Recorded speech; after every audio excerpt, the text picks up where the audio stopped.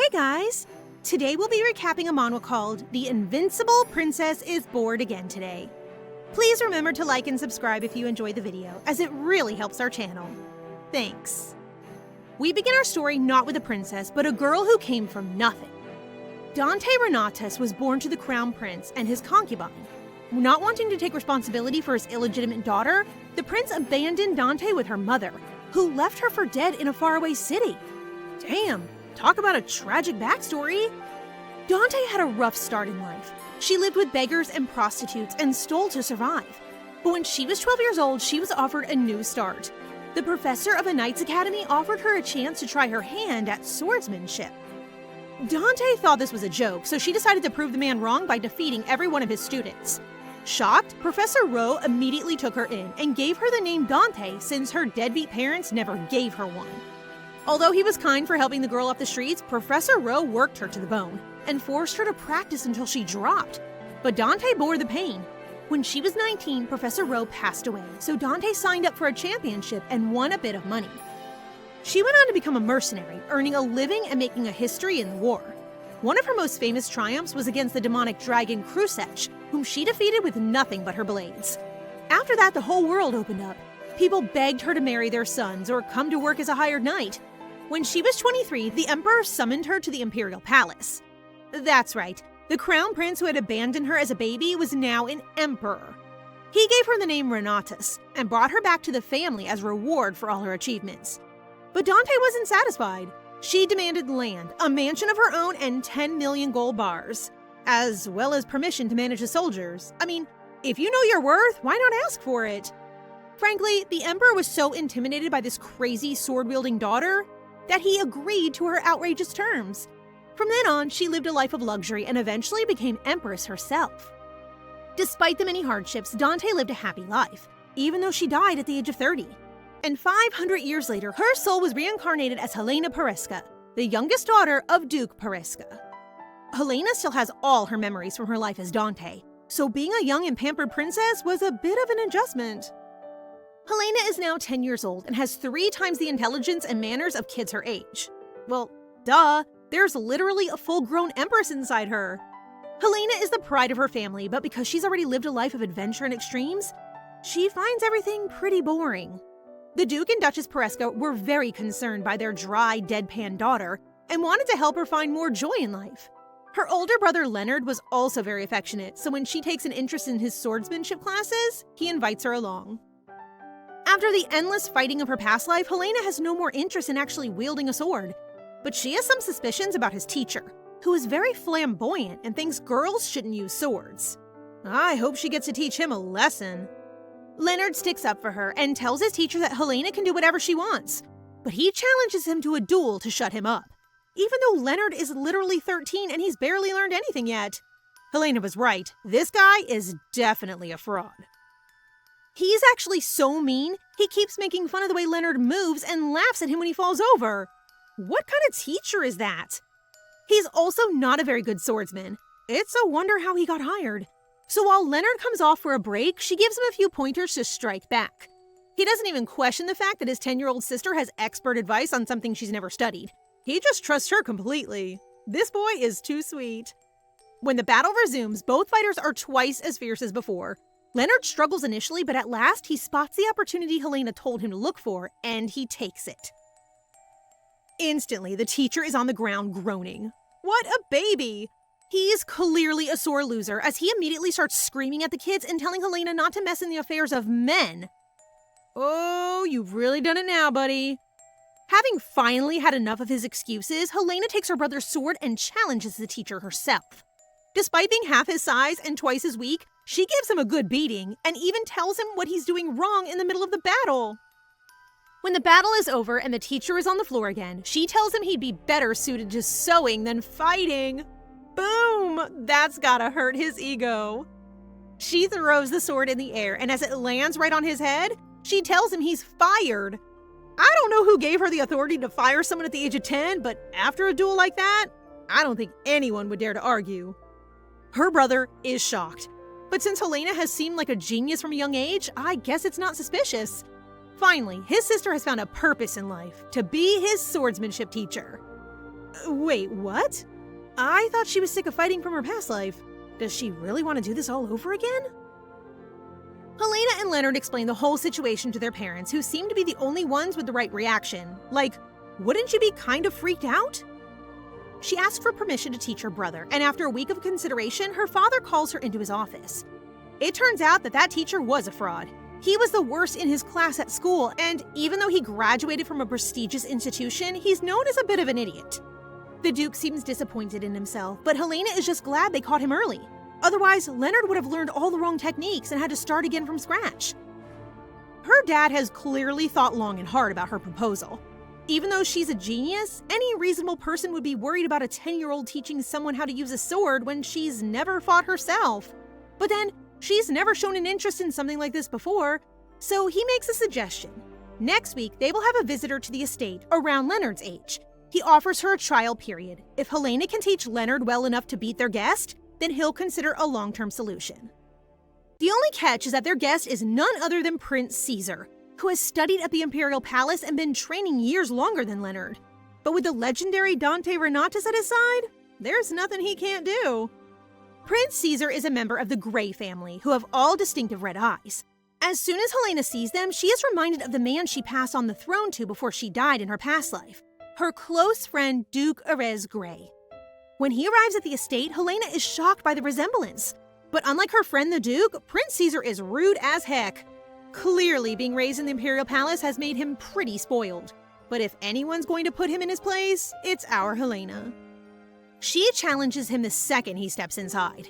Since he didn't like her greeting, she offers him a hand to shake instead, shocking every single noble in the palace. Once a very nervous butler forces him to shake hands, Caesar uses the opportunity to try to crush her fingers. But if that's the game he wants to play, he's picked the wrong opponent. Instead of using brute force, Helena answers with her brain and adjusts her grip to target his joints. This girl really has no chill. Not wanting to admit he had just got beaten by a little girl, the prince doesn't make a fuss and walks away with his butler on the promise of a rematch. And just like that, they were enemies for life. It's going to be one long summer. Once the welcome is over, Helena gets a firm talking to from her mother. Not only did she disrespect an heir to the throne, but she isolated a kid who recently lost his mother. He doesn't have a lot of friends his age, so the Duchess asks her daughter to be kind to Caesar. Reluctantly, Helena agrees. Despite her opinion of the prince, it seems clear that after the death of his mother, the Empress, his position in the imperial hierarchy has become a little shaky. It seems like the youngest son has been sent away to protect him from any opposition in the palace. Speak of the devil, Caesar is waiting in the hallway when she comes out of being lectured by her mother. He seems a lot calmer than before and tells her not to worry about earlier. I guess he's trying to play the gracious superior card, but when Helena assures him she wasn't worried at all, he suddenly blows his top again. Ugh, anyone else kind of hate this kid already? Helena puts him in his place by revealing that she knows why he's been sent here. After all, he can't really call himself superior when the Pereska family are the ones protecting him. The prince's arrogance disappears after that. He's well aware that he's a difficult guest to accept. By taking him in, the Pereska family risks becoming an enemy of the new first Empress Valor. He apologizes for getting them involved in this political mess and tells her there's no need for superficial hospitality. Wait, is that what he was trying to say earlier? Did Helena start a war for no reason? For the first time in both her lives, Helena Pereska made a mistake. She tries not to dwell on it, but when her brother brings it up during training a week later, she gets a little defensive. Leonard is such a sweetheart. He feels sympathy for the prince because of his lonely and competitive upbringing. So for his sake, she agrees to go and reconcile with Caesar. Well, that's what she tells him. What she's actually doing is going to scout out the competition during the prince's training with his swordmaster Hamilton. As usual, no one suspects a little girl. They let Helena watch their session, allowing her to discover that the prince is a genius? No, seriously, his reflexes and focus are amazing for their age. It's clear he's a natural talent, just like Dante Renatos in her previous life. At this rate, Leonard won't stand a chance. How the heck is she going to beat him? The teacher seems impressed too. Maybe the prince is trying extra hard to show off to Helena? After watching him spar, she hasn't been able to find a single flaw in his strategy. So out of curiosity, she asks him to fight her instead, thinking it might be easier to spot potential weaknesses in person. Of course, both the teacher and the prince are floored, and they don't want to take the blame if she gets hurt. So Helena switches tactics and offers him a bet. Whoever wins can tell the loser to do whatever they like, no complaints allowed. Obviously, Caesar can't say no to an offer like that, so the poor teacher stands by while the two of them draw swords, each as determined as the other. Is it just me, or is anyone else kind of excited? I genuinely don't know who's going to win. The match begins. Helena's strategy is to find his weaknesses, which means she needs to try as many different attacks as possible to test him. She strikes first in an area that's very hard to defend, but the prince blocks her immediately. He counterattacks right away, keeping Helena on her toes as she is forced to defend. The prince can tell she's no beginner, but he's not one to back down from a fight. Helena isn't either, but she's still just a child, an untrained one who is younger than him. She doesn't have the stamina or strength that he has built up over the years. So instead, she uses some field techniques that you would never find in the classroom. But instead of dodging, the prince takes the hit head on and blocks it with his arm. Dude, if this was a real fight, you would have just got skewered.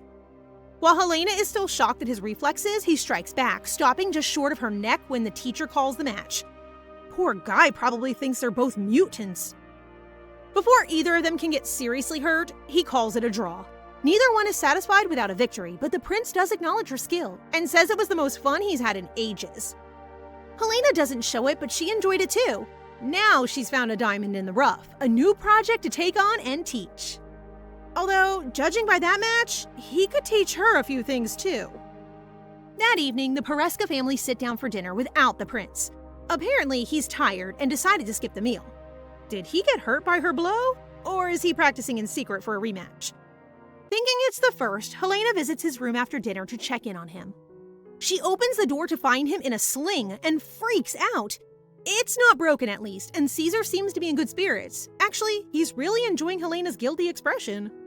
Helena tells him not to take his injury lightly. She broke a finger before, and it only caused her more pain down the road. Obviously, that's kind of a weird thing for a 10-year-old to reveal, and she does a very poor job of pretending that it happened during playtime and not blocking an opponent's sword in her past life. She's surprised that he didn't tell everyone it was Helena who hurt him. If they were really enemies, it would be the perfect chance to get her in trouble.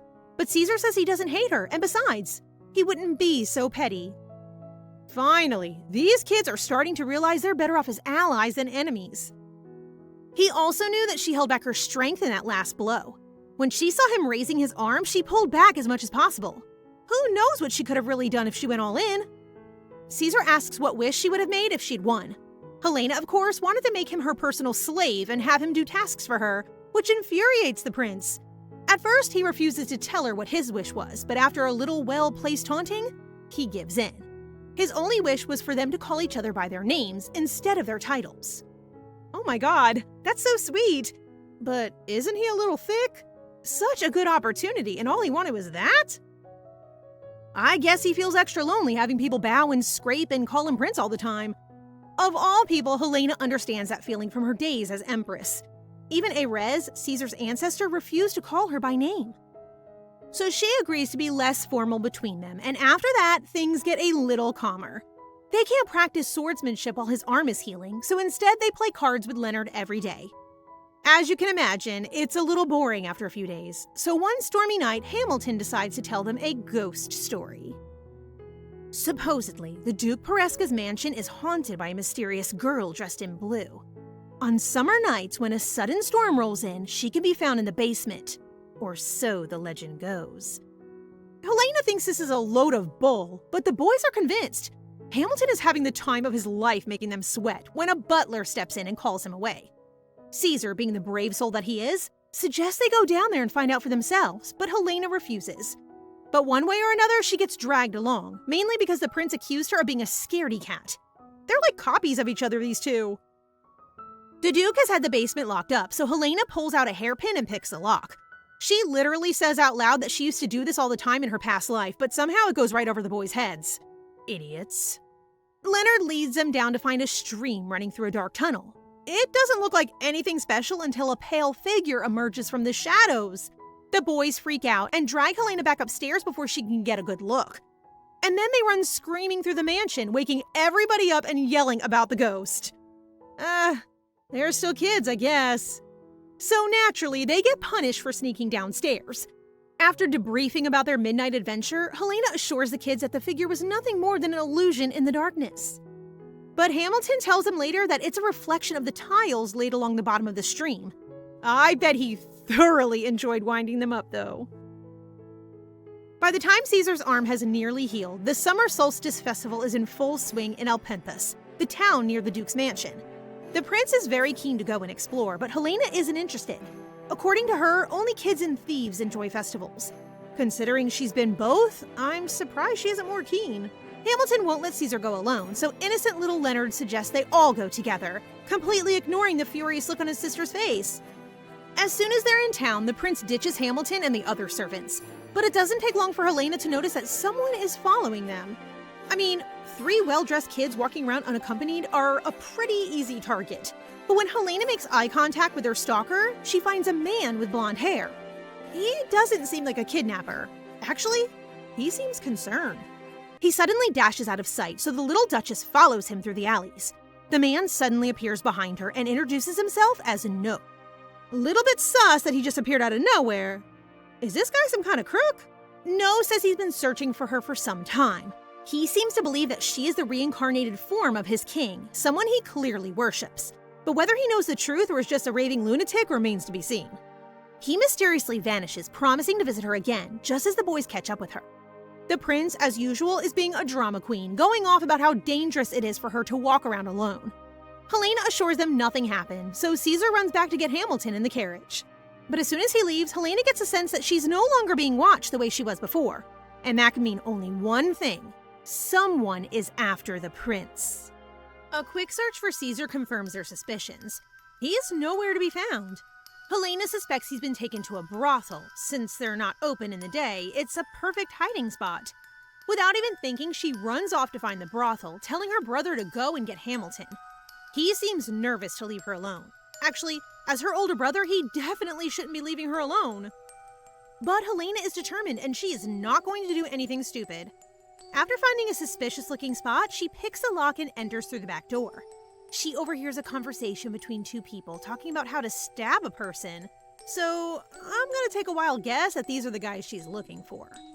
They're clearly planning a murder and trying to make it look like an accident. Helena peeks through the door to spot Caesar tied up in the corner. He is putting on a brave face, but his captors aren't bothered.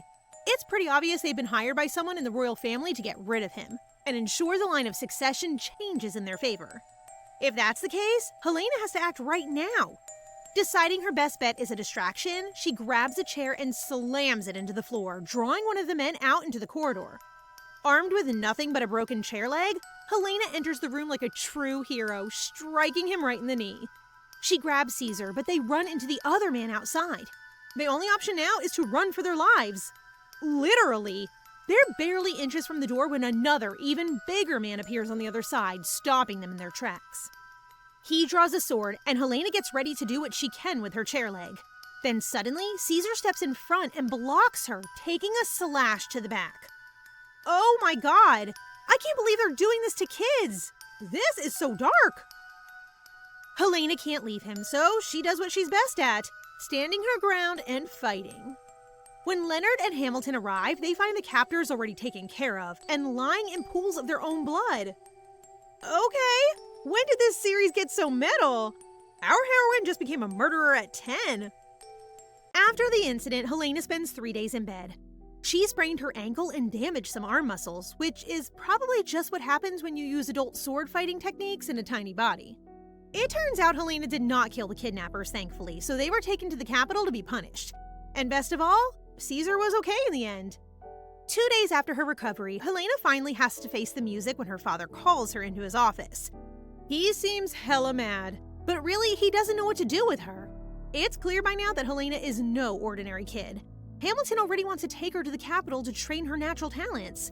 So he gives her a choice. She can stay in the duchy and live the quiet life she always wanted, or she can once again choose the path of blood and glory.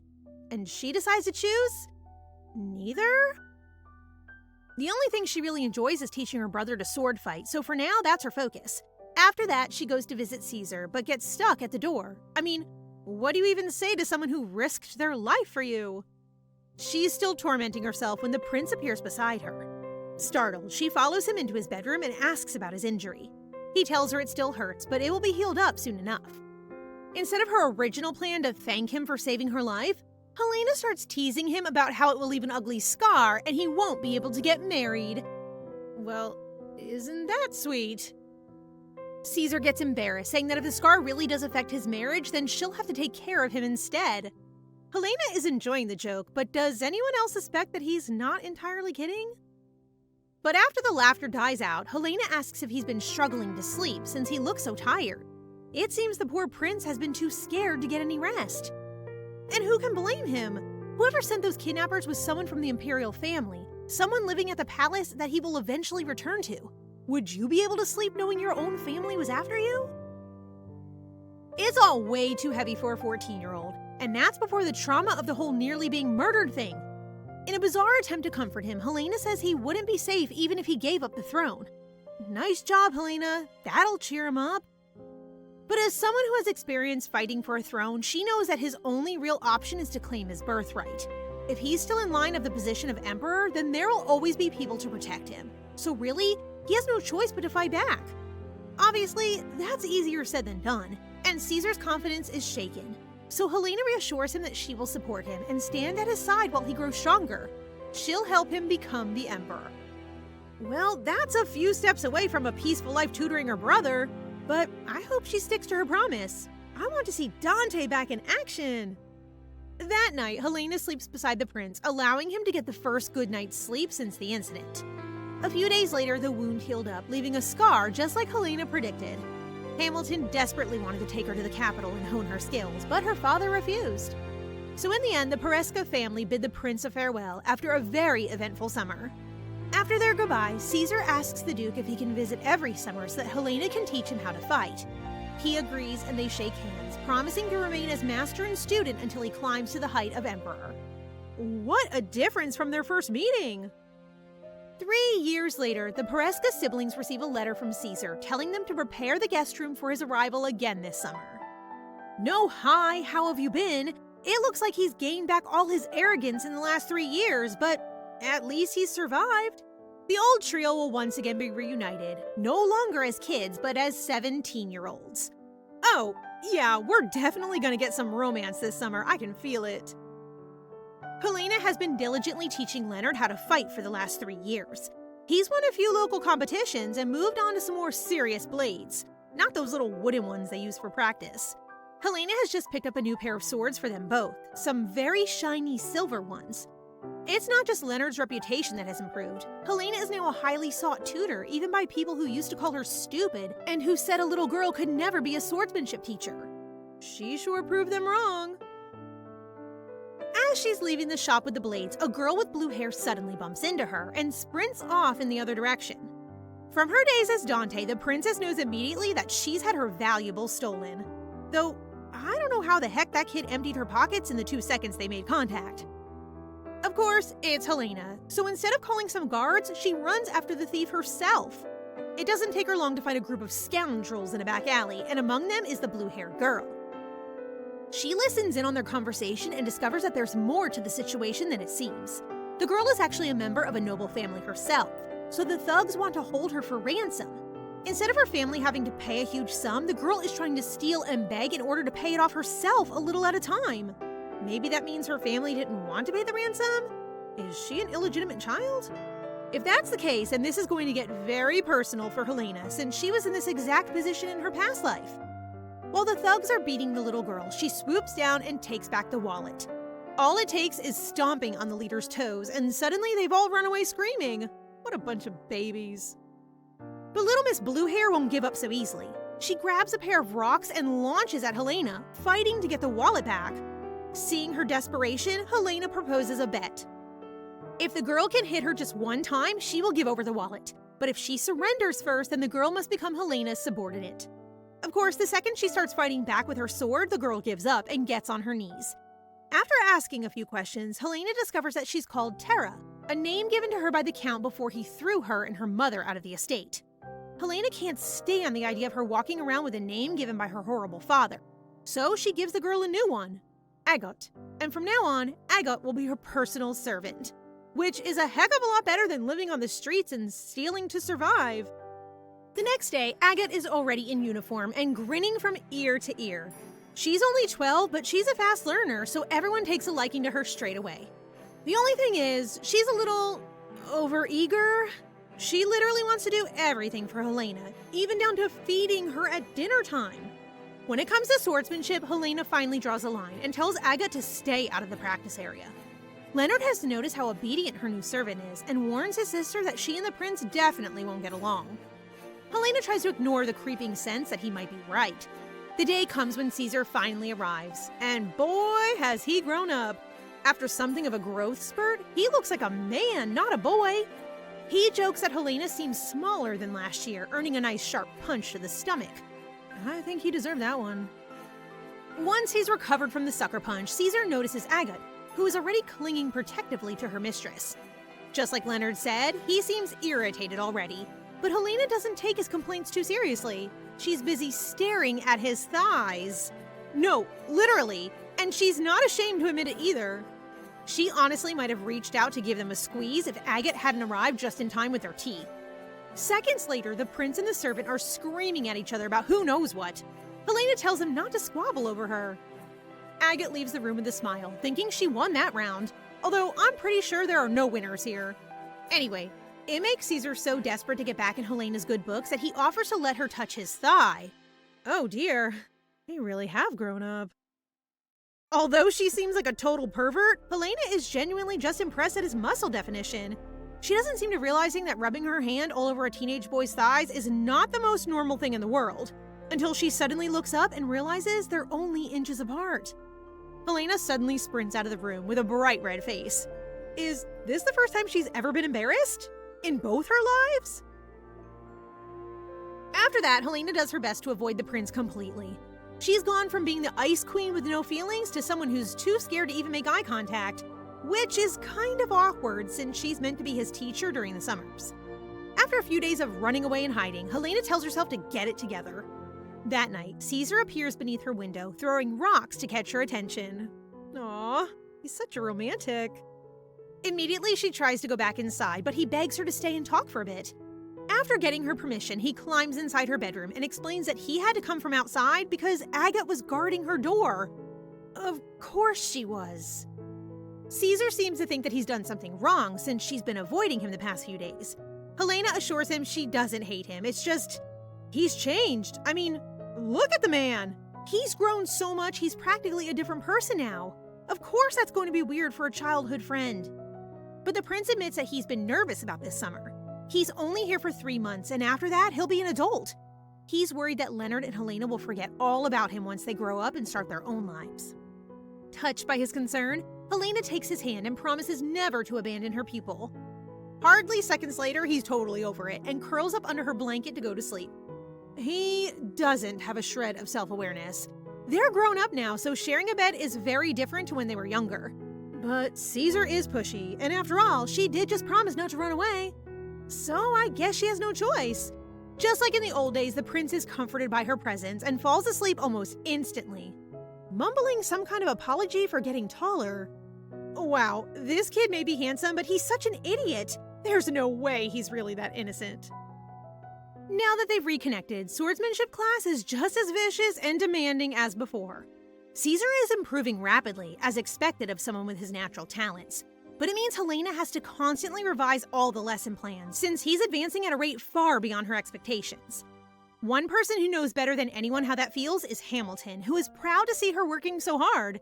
He's also just grateful for Helena being such a good friend to Caesar.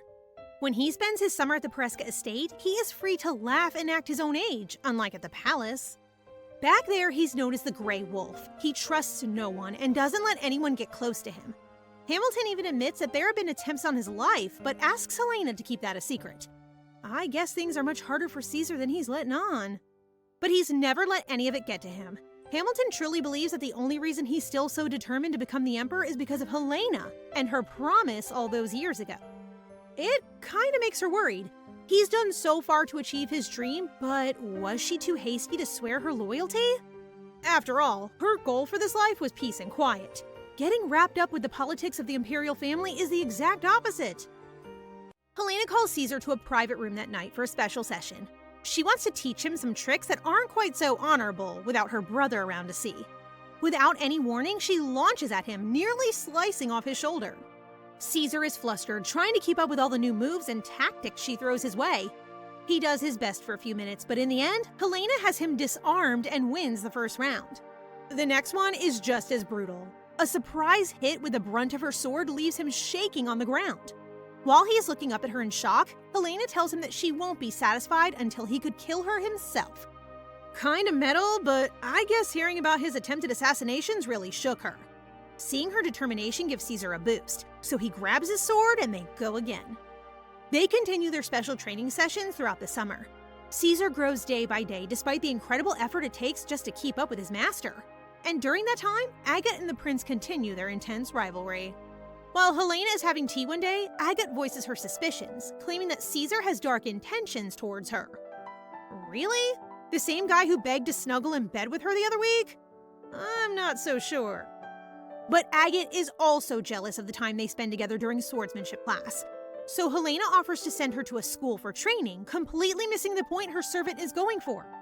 Although she doesn't want to take on any more students, Leonard could do with a sparring partner closer to his skill level when Caesar leaves.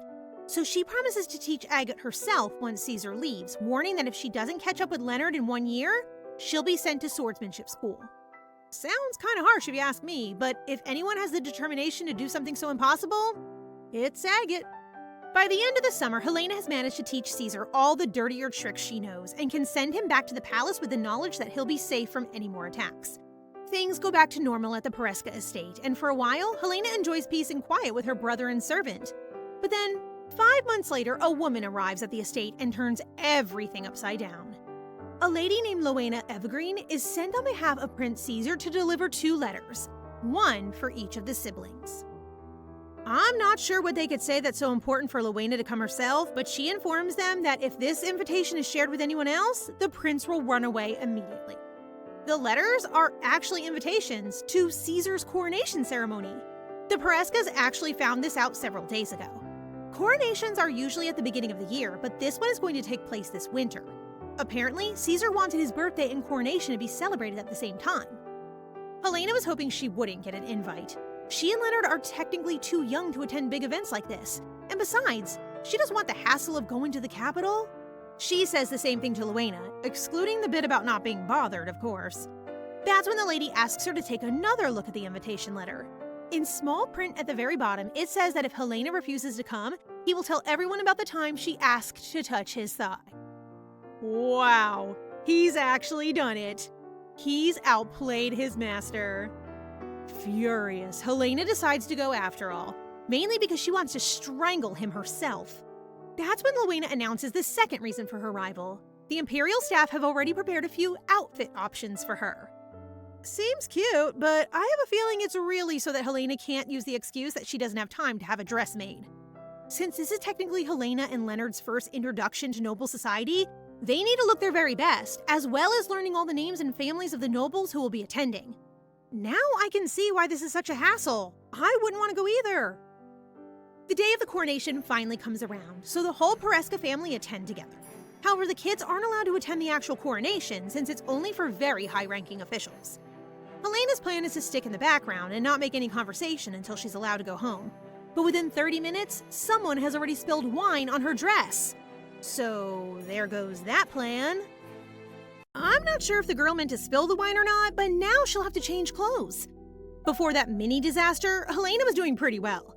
She's beautiful, and she's from a powerful family who have few enemies since they're not actively involved in politics. So of course she's very popular with the boys. Leonard is also doing very well with the ladies, since his reputation as a swordsman has traveled far and wide. He's probably enjoying it too, but for Helena, this is hell. She only manages to escape because her brother shoves through all the bachelors and escorts her to a quiet room. He leaves her to rest in peace, but a blonde girl named Ulica Bronte comes over to introduce herself. She seems all sugary sweet, but the Brontes are the first Empress's family, the one who has the most interest in killing Caesar. It's kind of suspicious that members of her family would show up to his coronation in the first place, so Helena treats Ulica with caution. At first, they make small talk about how she's so close with Caesar, but then Ulica leans close and asks in a whisper what her relationship with the prince is. Before Helena has a chance to respond, she spilled red wine all down her dress and made a big fuss. What a sneaky girl! She even has an extra dress prepared and offers it to Helena.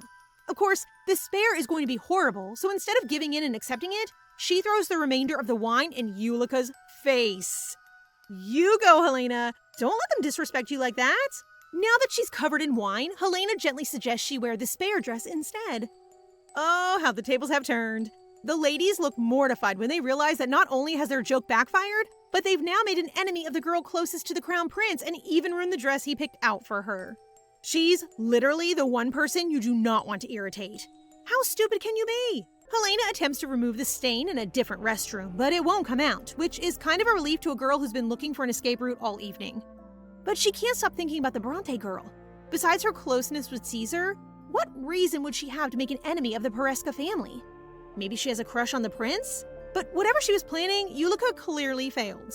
Someone in the hall announces the arrival of the crown prince Caesar, but still, Helena remains inside. She stands by the window as snow begins to fall, thinking of the days when she was emperor herself. She's just closing the window when suddenly another pair of hands appear beside her. Caesar has somehow escaped his own coronation to surprise her. Oh my god, is anyone else getting butterflies?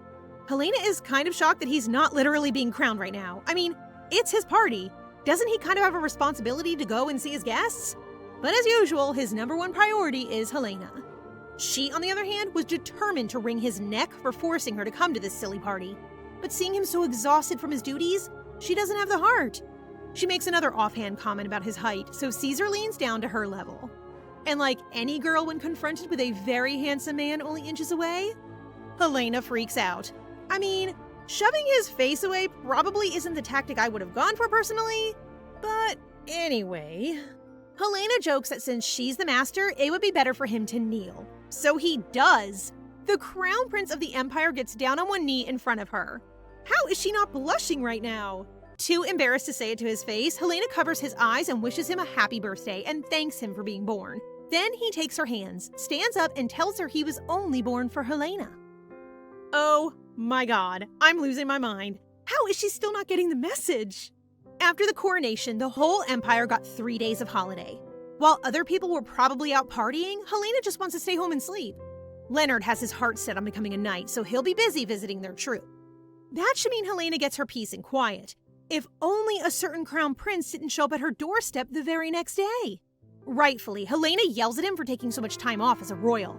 Seriously, why does he have this much free time?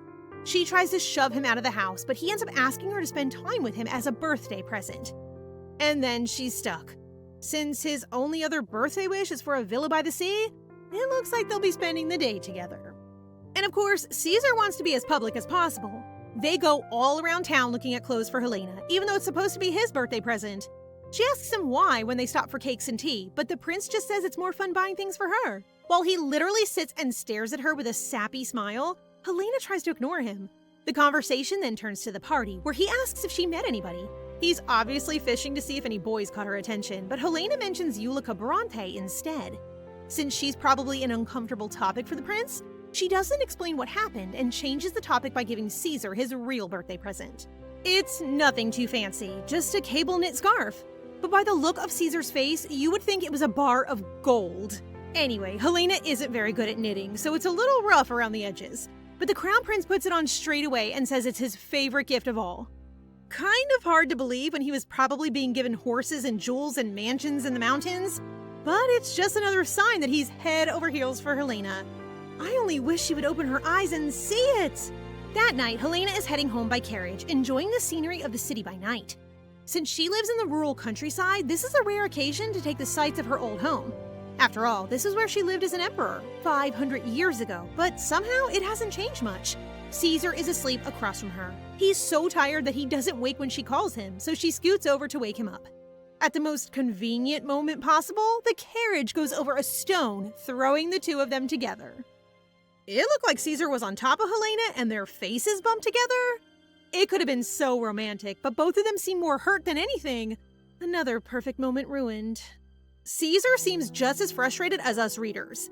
Wait, did he engineer that whole setup so that they could kiss? Surely not. When they arrive at the Duke's city residence, Helena literally sprints out of the carriage, not wanting to spend another second in awkward silence with the prince. But as soon as she's in the house, Leonard notices that her lip is bruised and swollen. Uh-oh. I mean, I wouldn't believe the truth if I heard it, so I can't blame her for being nervous. She ends up lying, saying that she bit her own lip in the carriage. The fact that she's bright red and shaking is a whole nother thing, but she brushes it off and heads to her bedroom to sleep off the humiliation. 2 days later, a storm sinks the whole capital in snow, blocking off any chance for Helena to head home as scheduled. Her lip is also still swollen. Actually, it's much worse, which makes it extra confusing that Caesar and Hamilton pop round for a visit that morning. Like, does this kid not have any brains at all? Their swollen lips are literally matching. Anyone with eyes could see what happened. Hamilton is complaining about how Caesar doesn't take his job as crown prince seriously, so Helena takes his side. Because she's mad at him, obviously. They make a good team until Hamilton mentions that Caesar disappeared one night and came back with a swollen lip. Oh god. Because he's not a total idiot, Hamilton slowly puts 2 and 2 together, which isn't hard when the kids are overreacting at every little comment. Luckily, he's easily distracted when Helena tells him about a famous book in their collection. As they head off to look at it, the Crown Prince asks to come with and gets shot down. Helena gives him a look which clearly says, "Stop being an idiot, we need to be apart." So instead, he stares moodily out the window. Such a drama queen, that kid. Meanwhile, in the library, Hamilton is nerding out over some old books with nice handwriting. What a weirdo. While he mumbles to himself, Helena can't stop thinking about the look Caesar gave her before she left. He looked hurt, but whether it was to cover up the injury or because he was actually upset is hard to tell. While pondering it, Helena complains aloud about Caesar showing up again to bother her. Hamilton admits that actually it was his plan to come here today. Yes, he wanted to complain about their mutual pain in the butt, but he also wanted to see Caesar relax a little. The coronation has caused a lot of stress, so he brought his young master to Helena for a moment of rest. Hamilton also admits that the coronation was rushed ahead of schedule because the imperial consort is about to become the first empress. That puts Caesar in a dangerous position. If she becomes empress, then her son will go after the crown prince title and try to take it from Caesar. This also sheds some light on the Duke Pereska's activities. Up until now, they have been neutral in imperial politics, but the Duke has been attending lots of social meetings lately, and Helena didn't know why. Now she does. Her father has officially taken Caesar's side. Maybe that's why Ulica had the nerve to be so rude to her? Because they're on opposite sides of the political battlefield? Ugh, it's all so confusing. Helena asks Hamilton why he would trust her with this information. He says it's just a reward for showing him the book, but it's clearly more than that. Since she was young, Hamilton has always treated her as a grown-up and tried to bring her into imperial life. Even now, he offers to be her informant about matters in the city that she's too far away to hear. I guess he trusts her and wants to keep her by Caesar's side. Speaking of the crown prince, when Helena returns from the library, she finds him fast asleep by the window. He really only sleeps when he's near her, doesn't he? She gives him a bonk on the head to wake him up and jokes that she was about to draw on his face. Then, very suddenly, things get quiet and serious between them. Caesar reaches out to touch her face, murmuring that her wound still hasn't healed. And then, without any warning, he kisses her. Ah! I can't believe it finally happened! But, not to ruin the moment, buddy, but I don't think that's the way to heal a swollen lip. While she's still reeling, Caesar asks if it's okay for them to kiss. Hey, Mr. Prince, you usually ask permission before you do the thing. Helena says the same thing, but Caesar doesn't care. He's already halfway to her lips when he says that he's going to do it again. Oh my god, this got steamy so quick. Wasn't it only a few chapters ago that they were kids? Knowing Helena, she's going to rationalize all the romance out of this immediately. A few days later, the snow clears, so Leonard and Helena can return to the Duke Pereska's estate. Hamilton and Rowena come to see them off. The only person who isn't there is Caesar. Apparently, Agate refused to let him visit because, of course she did. As they're rolling away in the carriage, Helena quietly admits how much she wanted to see him one last time before they went home. The prince is slowly melting this Ice Queen's heart, and I'm so here for it. Suddenly, we speed up to 3 summers after the coronation. Leonard has impressed the Knights Commander and is now training to join them, so he only gets to meet his sister once a month. Caesar came to visit every summer, just like before, but these days he can't stay long. Agate is obsessed with her sword practice and fights all day until her hands are swollen. The 4th summer after the coronation, Caesar returns to the Pereska estate with an invitation to the imperial family's swordsmanship competition. In past years, only knights could join, but this year there's no restriction on who can enter. He's clearly fishing for Helena to join, but she suggests Agate have a go instead. Of course, the prince himself will be fighting. Ever since the Grey family took over the throne from Emperor Dante, The prince has had to participate in every competition. And when Helena finds out that the prince will be competing, she agrees to accompany her pupils to the capital for the competition. Why do I feel like this will only end in disaster? That evening, Caesar is about to leave when Helena catches him on the doorstep. Ever since their kiss 3 years ago, things have been awkward between them. Neither of them ever mention it again, and now, because he's so busy, their relationship is starting to fade.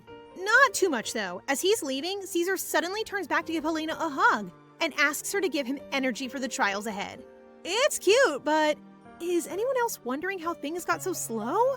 How could they have a kiss like that and then just ignore it for 3 years? Anyway, a month later, the competition arrives. Helena and Leonard venture to the capital to participate along with Agate, who is fascinated by every little thing. She's never been to the city before and never seen all the glitz and glamour of the palace and the streets. She's so adorable. Helena finds it so sweet that she buys Agate lots of presents, which only makes her fighting spirit more intense. With all of Helena's disciples participating, the winner is surely going to be among the 3 of them. After their little shopping trip, Helena slips away to meet Caesar for a while. She doesn't tell Leonard where she's going, but to be honest, doesn't she only have 3 friends? It's not hard to guess. She arrives at a restaurant, but it's Hamilton that she meets first. She wants information on the Bronte family, specifically the activities of the first Empress. Hamilton starts with the basics. As she's probably guessed, the Emperor is trying to make her own son Fran the Emperor. For once, Caesar is in a strong position. They can't just switch the crown prince, so instead they're trying to get one of their own people to be crown princess, and you'll never guess who they picked. It's Ulica, of course. Clearly, the time to talk about Caesar's engagement has finally arrived. Hamilton says that they have enough power to make Helena the crown princess instead, but she refuses. She has no interest in being empress, since she's already been the emperor, and she hates socializing. Honestly, she would be the worst person for the job. But that still won't make it any easier for her to watch someone else marry her prince.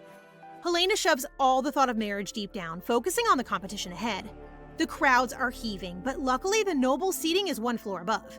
What isn't quite so lucky is that the person who takes the seat beside Helena is the woman of the hour, Miss Ulica Bronte. After their last encounter, she's scared to death of the Pereska princess, but Helena finds the whole situation highly amusing and won't let her switch seats. For all intents and purposes, Helena is perfectly polite. But really, she's watching Ulica closely, wondering how someone so skittish is going to survive in the imperial family. Soon, the final round of fighting begins. Agate loses her match, but she still performed admirably and got a lot of attention from the crowd. Next up is Leonard, who wins his match with a single move. Damn, he's good! The last man to compete is the prince, who ruthlessly defeats his enemies without any hesitation. The crowd seem a little more afraid of him than impressed, but I guess that makes sense since he uses Helena's personal fighting style. The final match is between Caesar and Leonard. They fight fiercely and put on a good show for the nobles, but in the end, as you probably expected, Caesar wins. The girls all go crazy, especially Lady Bronte, who is practically obsessed with him. As the victor, Caesar is given a wreath. Tradition dictates that he should give it to the lady in his heart. Uh-oh, this is about to get super awkward. He marches right up to Ulica, who is waiting expectantly while Helena pretends not to pay attention. Ulica congratulates the prince wholeheartedly and says she believed in him from the start. Caesar smiles back warmly while the Empress watches on with a smug smile. He takes the wreath from his head, but it doesn't go to Ulica. It goes to Helena. Oh god, okay, I love the romance, but now I'm mega stressed. Isn't the Empress going to throw a fit? Caesar loudly proclaims that his victory belongs to his master. So now I'm not sure if this was a romantic gesture or a sign of his thanks. After that, rumors start to fly between the nobles of Helena's talent. Everyone is wondering if she'll return his affection, but they're also wondering what will happen to Lady Bronte now. Behind closed doors, Helena is already teaching her pupil a lesson. While polishing her sword in front of him, he is already apologizing for the crime he has committed by throwing her into the limelight and causing her a whole host of problems. He sure is well trained. Besides the rumors, Helena is also upset because she thinks he's using her in his war against the Empress. But he earns her sympathy again by complaining that he was only trying to show her the results of her teaching. Somehow, Helena gets whipped up into reassuring him that it's fine. She's grateful for the wreath and even admits that he deserves a reward. Oh god, bestie, you're so easily fooled. Delighted, Caesar immediately perks up and gives her a kiss on the hand, telling her he'll be waiting eagerly for her reward. When she's telling the story to Leonard later, he seems just as impressed by the prince's manipulative tactics. He also hands her a letter with the royal seal, but it's not from Caesar. It's from the Empress. Uh-oh. Villain number 1 has entered the battlefield. The envelope contains an invitation to meet the Empress, which even she can't refuse. Helena arrives at the palace, prepared to deal with the consequences of Caesar's arrogance at the tournament. The Empress is all polite smiles, and Helena is just as gracious in return. There's a little tension between her and Ulica, who is also joining them for tea. The Empress mistakes them for friends, but Ulica soon sets her straight and says they're only acquaintances. I think the word she's looking for is sworn enemies, but sure, that works too, I guess. The Empress makes a careful comment about the prince being fond of Helena, but she reassures Her Majesty that's not the case.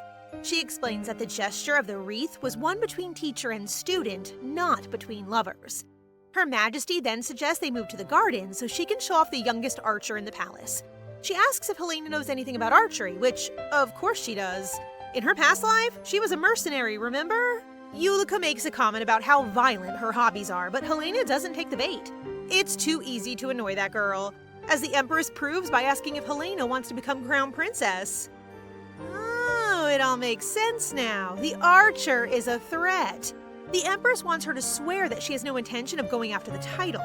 But before she answers, Helena takes a shot at the target herself. Like everything, Helena is a natural. She hits the bullseye with such force that she splits an arrow in two, stunning her audience. She apologizes to the Empress and explains that she doesn't swear on anything. She only makes deals. This is her way of telling the Empress to back off and stop threatening her, though it's a very risky move. Ulica flies into a rage at the insult to the crown, but instead of being angry, the Empress is impressed. She sends Ulica off to her chamber and asks Helena to become her ally, which puts her in a difficult situation. Of course, she's on Caesar's side, but if she rejects her now, well, let's just say Her Majesty might finally lose her patience. Before she can answer, the Crown Prince himself appears at her side. It's like he has a spidey sense for political tension. I only hope he doesn't make things worse for Helena again. Caesar ended up being very hostile to his stepmother and pulled Helena away with him while the Empress continued to smile her poisonous smile. Although he probably just made things worse in the long run, Helena can't help but wonder how Caesar managed to survive growing up with such a two-faced woman for all these years. Seriously, she didn't blink once, even when threatening her. Once they're alone together, Helena offers to take his side in this political mess, which is kind of a big deal. It would mean giving up her sacred neutrality and actively helping him become emperor, even if it means making an enemy of Her Majesty. Caesar is so touched that he buries his face in his hands. The next morning is Helena's last before she returns to the duchy, so she meets Hamilton once before leaving. They sit down for tea, during which Helena asks if he is still willing to be her man on the inside for all matters related to the imperial family. His answer is yes, but not if she intends to break down the relationship between the Crown Prince and the Empress. Of course, that's not her aim. She hands him a list of the nobles and families who have sent her invitations to various gatherings and parties. She wants to know which to accept and which to decline in order to build support for Caesar, which is quite the gesture. We all know by now how much she hates socializing. But the Crown Prince needs more nobles on his side, and trustworthy ones, so she's willing to do what must be done for his sake. Aww, deep down Helena is a romantic at heart. Deep, deep down. The conversation moves on to a strange new religion beginning to emerge in the Empire. They're said to worship dragons, and though they're only small at the moment, they're gaining traction among the commoners. Hamilton doesn't seem worried about it, but as the Emperor Dante, who slayed the great dragon of a legend, a part of her feels sad to sit by and live as Helena instead of the great hero she once was. Exactly 2 days later, Hamilton returns the list of nobles, distinguishing friendly from foe. She visits them all personally and begins to slowly build up a network of useful connections. The following summer, Ulica Bronte's birthday party is announced, and Helena, of course, gets an invite, though I bet she wishes she didn't. This is her coming-of-age party, and since it's an event held by the Empress's relatives, it's a good opportunity to observe the enemy, so to speak. She was hoping Leonard might accompany her as backup, but he's busy. So on the day of the party, she attends only with Hamilton. Still, he is a very good companion and knows all the rituals of high society. He leads her over as soon as they arrive to wish Ulica a happy birthday and deliver the present her family brought. With Hamilton's help, they manage to make a fool of her in the most subtle way, embarrassing Ulica in front of all her other guests. You know, honestly, I can kind of see why she hates Helena. But as the party wears on, Helena finds it harder and harder to make conversation. Hamilton is busy chatting with the guests, so she takes a step back to observe instead. On a trip to the restroom, she stumbles upon a small but very ornate library and gets caught taking a peek inside by none other than the birthday girl. Uh-oh. It turns out it actually belongs to Ulica, though she hasn't read most of the books yet. Wait, is it just to make her look smart? She starts showing off about all the magical theorems she has studied, but as usual, Helena isn't bothered. Actually, it's kind of endearing. While talking about her passions, Ulica's eyes shine brighter than spotlights. For once, she sincerely praises the host for her endeavor to learn, causing an awkward silence between them as Ulica tries to digest the compliment. Instead of just saying thank you like a normal person, she scolds Helena for snooping around her house and sends her back on her way. But as Helena walks away, she wonders briefly what it might be like to be Ulica Bronte's friend. Redemption arc, anybody?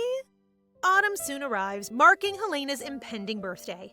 After Ulica's extravagant display, the Pereska family and their allies are determined to throw a ball twice as luxurious. They're even talking about digging another pond.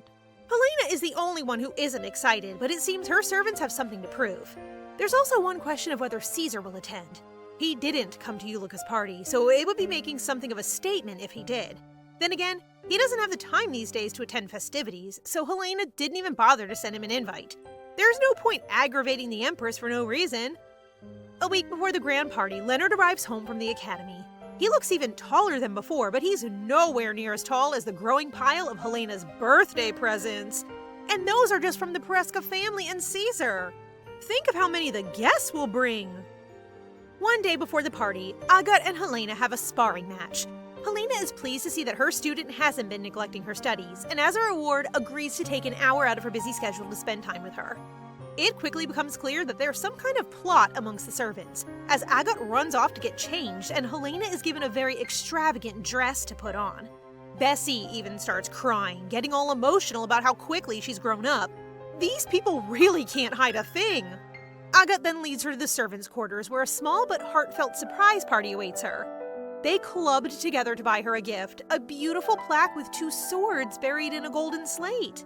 Helena is genuinely touched. They know her so well. And this is the first time in both her lives that she has really had a home where people could protect her, love her, miss her when she's gone. So she thanks them wholeheartedly and spends the rest of the evening in their company. When she returns to her room, Caesar is waiting for her, just sitting on a chair in the dark like some kind of vampire. Such a drama king, this guy. He's obviously been there for hours, which is even creepier.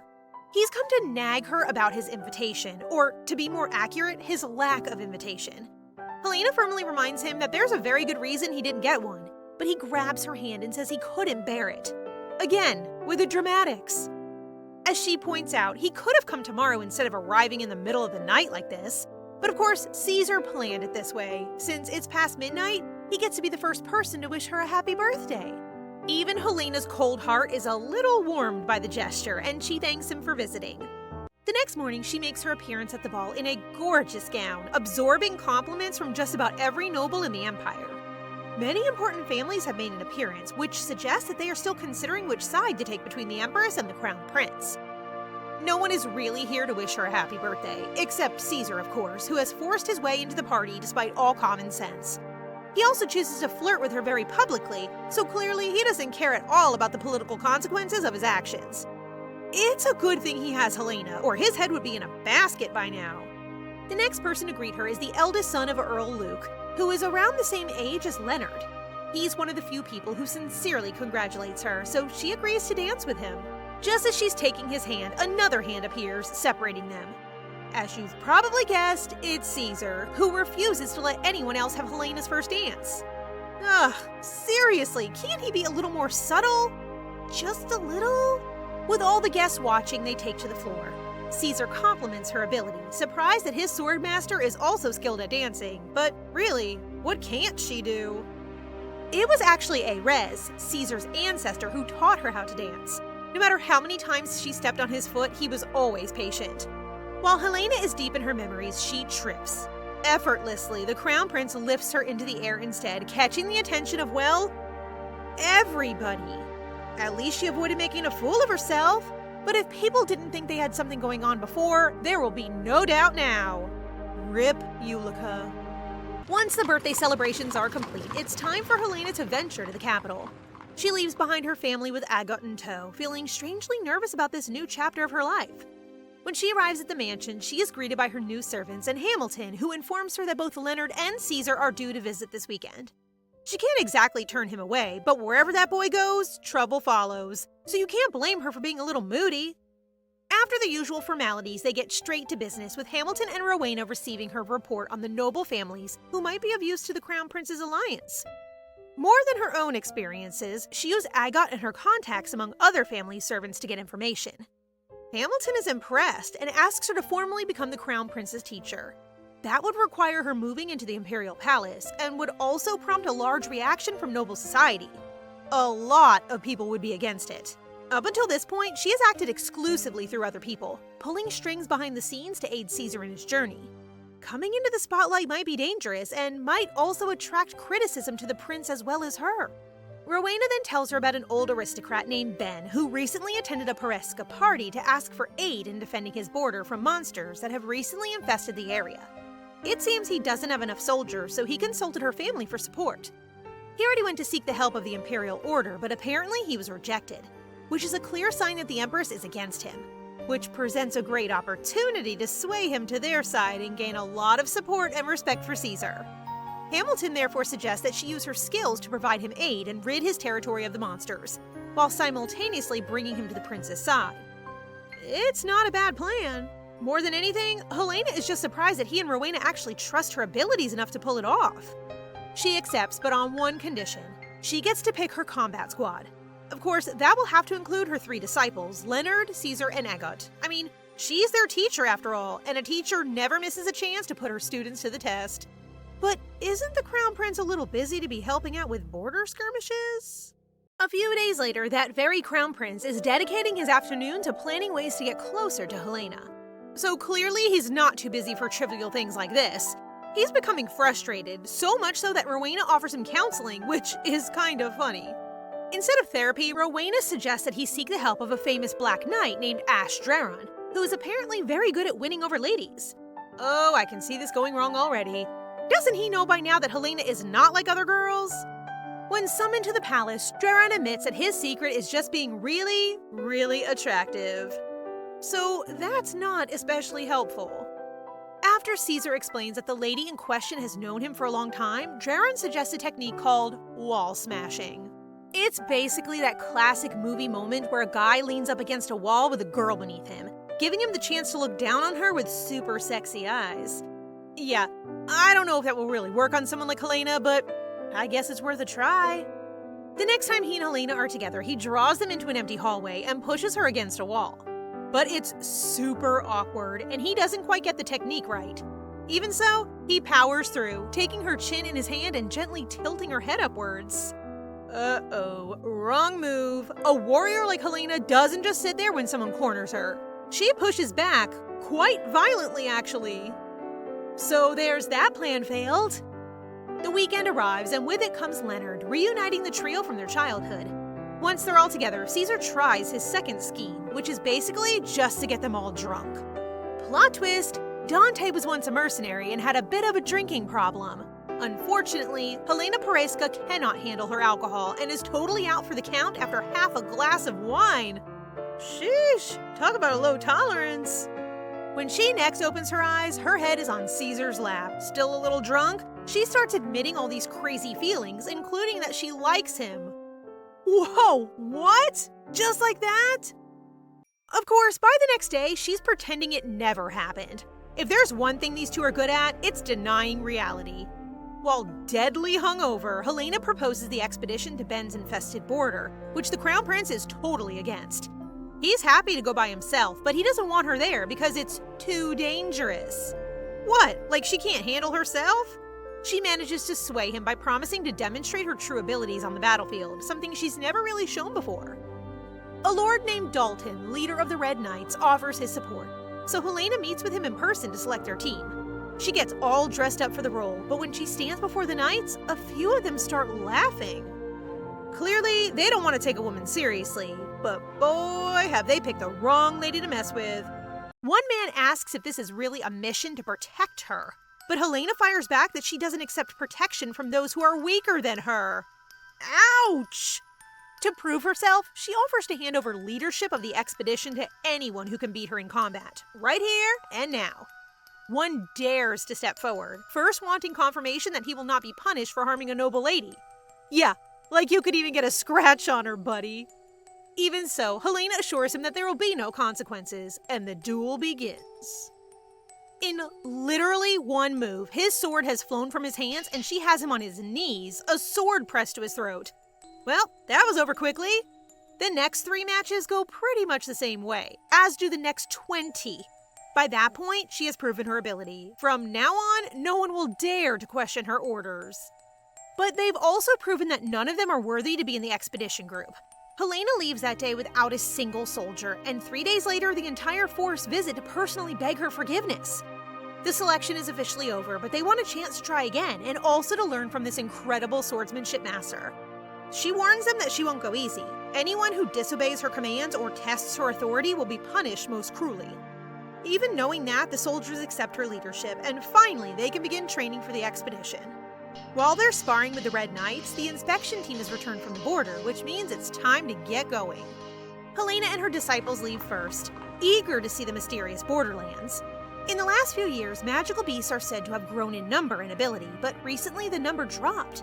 Some have theorized that this is due to a dragon, but there's been no confirmation yet. Anyone get a sense that's going to come back again later? While out on an initial patrol with Ben, they discover the footprints of a black dog they've been hunting for some time already. It seems to be nearby, so Ben advises they turn around and go home. He's probably just saying that because he thinks Helena and Agate would be in danger, but there's no point in turning around when they found the beast. Luckily, the choice is made for him when the black dog in question suddenly appears, knocking over one of the men. Looks like it's time for the girls to show what they're made of. The dog comes charging towards Helena, but Leonard cuts it down before she even draws her sword. I hope now this Ben guy knows not to mess with the Pereskas.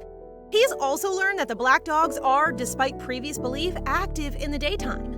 They return to Ben's estate for a debrief, where he explains that reports of the beast began to arrive not too long ago. He mentions the dragon worshippers, known as the Draco sect, who visited his home last spring. They told stories of the dragon's revival, which of course Ben didn't believe at the time. But after the Draco sect started performing rituals of revival in the forest, the number of beasts has dramatically increased. Well, that's not good news. What if they end up summoning a dragon? He promises to report any new information directly to Helena, but for the time being, she's going out with her squad to investigate.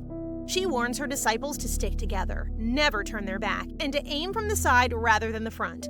Because if they encounter the black dogs, the biggest danger are the teeth. She catches her brother losing focus and asks what's wrong. He is still thinking about what Ben said earlier about the link between the dragon's revival and the reappearance of the beasts. I mean, even if the dragon sect were a total hoax, isn't it weird that the last famous dragon slayer has been coincidentally reborn in this time period?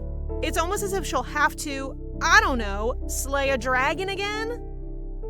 For the time being, however, their focus is the dogs. And it's also likely they'll have to take down a beast known as a Lucrota.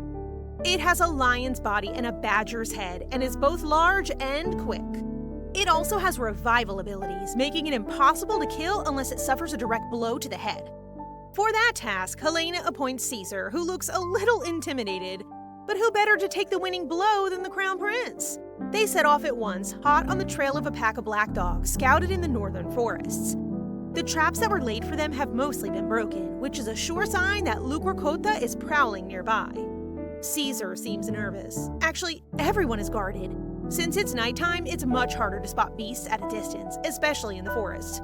But the prince is mainly concerned for Helena's safety. The last dog went directly for her, so he's worried she'll be targeted again. The first dogs are spotted, so Helena orders the squad to assume their positions and not to break rank. Once everyone is in place, they strike back. It seems like Caesar's theory might be correct, so Helena reshuffles their positions, orders the flanks to step back so that she can draw the dogs directly to her. What is she doing? With Agat by her side, they start taking down the first few dogs, building momentum for the squad. But any hopes they had of victory are quickly dashed when suddenly, the infamous Lucrota appears from the shadows, looming over the knights. He really is huge. In an instant, it has squashed one of the knights, causing everyone to panic. Helena orders them to hold the line, but they're too scared to stay in position. In a situation like this, there's only one man she can turn to: Caesar. It's time to introduce this beast to the future emperor. He'll make quick work of the beast, of that she's sure. But that doesn't mean the others can just stay still. Leonard draws his sword, slashing at Lucrota from the sides, while Agat nimbly strikes it across the face, leaving a bloody scar across its eye. Good shot! Now is the perfect time for Caesar to land the finishing blow. But as Helena is calling him in, the beast lunges towards her instead. How did it get there so fast? Its giant maw is open wide, and for a moment, Helena truly thinks she's in danger. Then, Caesar lands his killing blow, knocking Lucrota to the ground. Agat hugs her mistress in relief, though Helena is too stunned to speak. It's definitely true then. The beasts are going after Helena, and Helena alone, which is both a good thing and a bad thing, as one of the knights points out. Using herself as bait was a good idea, but she'll have to be careful in future. While Agat helps the knights check for injuries, Helena inspects the corpse of the beast and spots something gold and glowing on its chest. The pattern has a dragon at the center, and when Helena touches it, she suddenly feels a twinge in her chest. Uh-oh. Is that the crest of the Draco sect? The ground starts rumbling beneath her. When Caesar hears her cry, he looks up to find Helena dangling from the jaws of a white and gold serpent high above the trees. How the heck did that happen? It's Leonard who strikes first. Without hesitation, he slashes at the serpent's long neck, causing it to howl in pain and drop Helena. She lands in Caesar's arms, luckily unharmed. But the fall has made her too dizzy to fight. Or is it poison? Could it be that there was poison in the demon's saliva that is slowly causing paralysis? Either way, Helena refuses to give in to her frail body. She decides to slay the serpent in one hit, but she can't see very well, so she uses her teammates to locate it. Caesar stands behind her to steady her, giving her an exact location with which to pinpoint the beast. With his support, Helena is confident, so she orders the others to step back and rushes ahead, using all of her senses to attack. It's a good thing she's got such a dedicated team behind her, although I don't know where all those other knights went. With her friends at her back, she leaps into the air with her swords raised high, striking along the body of the beast in a vicious swipe. But after landing the hit, she bounces off the serpent and falls through the air. She has so much faith in Caesar that she doesn't even try to land. She just trusts that he will catch her like he always does. That is literally the textbook definition of blind faith, but it's not misplaced. Caesar has to sprint to catch her in time, and with the force of his leap, they both go sliding across the dirt. He holds her tight in his arms, taking all the impact and reassuring her that she's safe. Everything is all right now. Suddenly, Helena's mind flashes to a dream of her past life, featuring her only friend, Mr. Gray. When she opens her eyes, she's in bed, still Helena, and with her arm in a sling. She sits up, grateful to find that she's not totally paralyzed, but still very stiff. Someone at her side remarks at how surprising it is that she's not in pain. Of course, it's Caesar. I'd bet good money that he didn't leave her side all night. She tries to convince him that her injuries are no big deal, but it turns out she broke 2 ribs and fractured her shoulder blades and the bones in her right arm. Oh, so they kind of are a big deal then. In that case, it's definitely strange she doesn't feel much. Maybe the paralysis poison is still wearing off. According to the doctor, her eyesight will gradually return in time. Helena then asks about Leonard, the hero who didn't hesitate to strike the serpent and free her from its grasp. He's fine too, thankfully. Caesar promises to take care of her while she heals, which for some reason Helena finds hilarious. Girl, don't you know by now that he's never joking? I'm pretty sure he'd drop his claim to the throne if she asked him to. The atmosphere then becomes quite tense when Caesar asks why she attacked alone. He feels incredibly guilty that she is the one who got injured and not him, and knows her well enough to guess that she was trying to take their enemies on all by herself. He confesses that he would do anything she asked, just so long as she doesn't do it alone. Aw, he knows all the best lines. Until now, of course, Helena has never been able to lean on anyone, so it's strange to have someone begging to lighten her load. She asks him why he feels the need to look after her like that, and he says it's because he likes her, so much that he would sacrifice himself for her sake. So much that actually, it's more like love. Oh my gosh, a confession? Finally! Let's hope she finally gets the message this time. I don't know how she continues to refuse this man. Seriously, that was straight out of a fairy tale. By the time she's up and out of bed, Helena seems stressed, to say the least. Love is the one thing she has absolutely zero experience in, so she decides to turn to someone trustworthy for advice. And that person is Hamilton.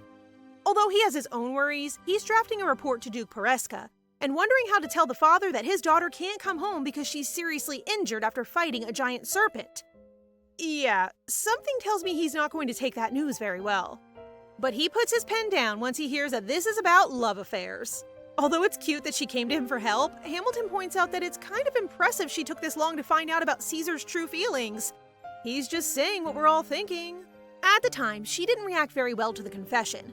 She got flustered, said she had no idea how he felt, and called it weird. Oh no, Helena! Disappointed, Caesar told her to forget the confession and left her to rest. I'm sure he must have been devastated, but he hid it well. In every interaction afterwards, he acted like normal, while Helena struggled to get more than one word out at a time. He didn't seem dispirited by her reaction and continued flirting and feeding her cake, even wiping a crumb from her chin. Just classic Caesar stuff. Many more awkward encounters later, and the Pereska princess ended up seeking counsel from Hamilton. He asks if the prince wants a response to his confession, and Helena replies that he doesn't. He hasn't put any pressure on her at all, really, unless you count incredibly persistent optimism. Hamilton suggests that if that's the case, she should just act like usual. But now that the truth is out in the open, that's pretty much impossible. He assures her there's really no problem and tells her to do whatever she likes with the confession. Ignore it, accept it, reject it. It's her choice. Helena thinks back on all the years she has spent with Caesar, trying to imagine what it might be like to love the man who was once her childhood friend. They grew up more like master and student than family friends, so naturally there's a lot of affection and trust in their bond.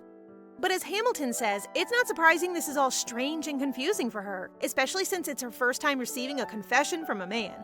He asks how she feels when the prince shows her affection, because like he said, it's her feelings which are most important now. In a flashback, we witness Gray bursting in on Emperor Dante, who has just taken out a room full of assassins who now lie unconscious on the floor. She acts just as cool as Helena, asking Gray for a glass of water, and then thought she'd ask too much. Her companion answered that he could never do too much for her, but that made Dante wonder. The men lying on the floor were sent by the very people she considered family, so now she's beginning to question what relationships and loyalty really means. Gray answered that their relationship could be summoned up quite simply, as friends. Helena then wakes up in her current life and covers her face with a pillow. This is the second dream from her past life, and in every one of them, Gray has been exactly like Caesar. From looks to personality to that cute little wink he does. Later on, Rowena asks her outright if she and the Crown Prince have started dating. Can't she tell it's complicated? Embarrassed, Helena nearly falls off the balcony, completely lost for words. Rowena doesn't seem the slightest bit bothered, even when she sinks to her knees and admits they're not currently involved. By now, Helena's arm has healed and they are soon going back to the capital. The prince is holding a party at the palace to celebrate the defeat of the Black Dogs and the Serpent. Rowena offers to take on all the work on her behalf, just as Caesar appears below them, all sweaty from his swordsmanship practice. He looks up at her like a little puppy, making Rowena show a rare smile. She hints that he will go back to being the busy crown prince after the party, so for now, she should try to enjoy his adorable enthusiasm. After day comes night, over and over again. Helena is plagued by these dreams of Gray/Caesar and can't admit that she actually really likes them. To avoid facing Caesar's charms in the dream world, she stays up all night, making Agot very concerned when she finds her the next morning. Pretty soon there's a roaring fire and some tea brewing to restore some of her energy. Agot dutifully wraps her up in layers and layers of warm clothing so that she doesn't get sick. Even though she's just walking around the house. Overkill much? But it kinda looks like she's trying to make up for Helena's injuries at the battle, so she stays quiet and lets her fuss. She considers telling Agot about the prince's confession, but considering their long-standing hatred, she decides it's probably not a good idea. Wrapped up like a snow angel, Helena heads off to her meeting with Ben, Hamilton, and Caesar to discuss their expedition and impending departure. From beneath all her layers, Helena apologizes for being late and confirms that she and the rest of her party will be leaving tomorrow. They're grateful to Ben for being their host, but really it's him who is thankful. With the beasts gone, the people of his region can live in peace. He doesn't know how to repay them, but offers to do anything His Highness requires should something come up. That's music to Caesar's ears, but it only gets better. Ben has something to show them and calls his butler over. A few moments later, some mysterious object arrives in a fancy glass cabinet. Atop an ornate perch has been laid a piece of skin from the Lucrota/serpent, the one with the Draco sect seal. As soon as she lays eyes on it, Helena's chest seizes again, just the way it did on the battlefield. Caesar shakes her out of it, and the pain starts to fade. But what the heck is it? Ben thinks the outer circle looks like a magic symbol, and it seems to have been stamped onto the beasts. The Marquis sent it to the Magic Society, but even they didn't have a clue. It's not an ancient spell or anything like that, so there's a good chance that it is in fact related to the Draco sect. They want to summon the head of their creepy little cult, but without any proof, it would probably just ruffle some feathers. For some reason, Helena thinks of Ulica and all those books on magical theory she has hidden away. She copies a symbol on a piece of paper to bring back to the capital. Somehow, even the copy causes her pain. The next morning, they depart from Ben's castle, promising to meet again in the future. Returning to the capital, everything feels different from when they left. Now everyone seems full of energy, and the atmosphere is warm and inviting. Helena is barely making an expression, but Caesar catches it and asks why she's feeling so happy. He doesn't miss a thing. Helena doesn't know how to react, so she just stares back blankly, and Caesar tells her to forget about it. He keeps staring at her even after she's looked away, which makes her uncomfortable. But Caesar says he's always staring at her, so really, this is nothing new. He offers to close his eyes to make her more comfortable, which is even more awkward. Helena's face is bright red, and she can't look at him. It's a good thing Agat is asleep, or she probably would have thrown the prince out of the carriage already. From the window, she spots a strange hooded figure standing over a crowd, preaching about the dragon savior. It strikes a familiar chord, and suddenly she remembers No, the man from her childhood who treated her like a deity, like he'd been waiting for her birth. Helena stops the carriage at once. She and Caesar each grab a cloak and head in for a closer look. The preacher claims she was healed from a chronic illness thanks to the dragon god, which seems to be the name of the one who leads the cult. Everyone is saying it's a gift from the dragon, but that's not the kind of creature Helena remembers. Dragons never healed anyone, they only killed and stole. It sounds like the words of crazy people, so Helena is about to return to the carriage when she spots a blonde, hooded man in the crowd. Just as she thought, it's No. He spots her, smiles, and then disappears. The crowd is too big to get through, but she doesn't want to lose him. She tries to push through, and her hood comes off, revealing to the fanatics that a noble is among them. This isn't going to be good.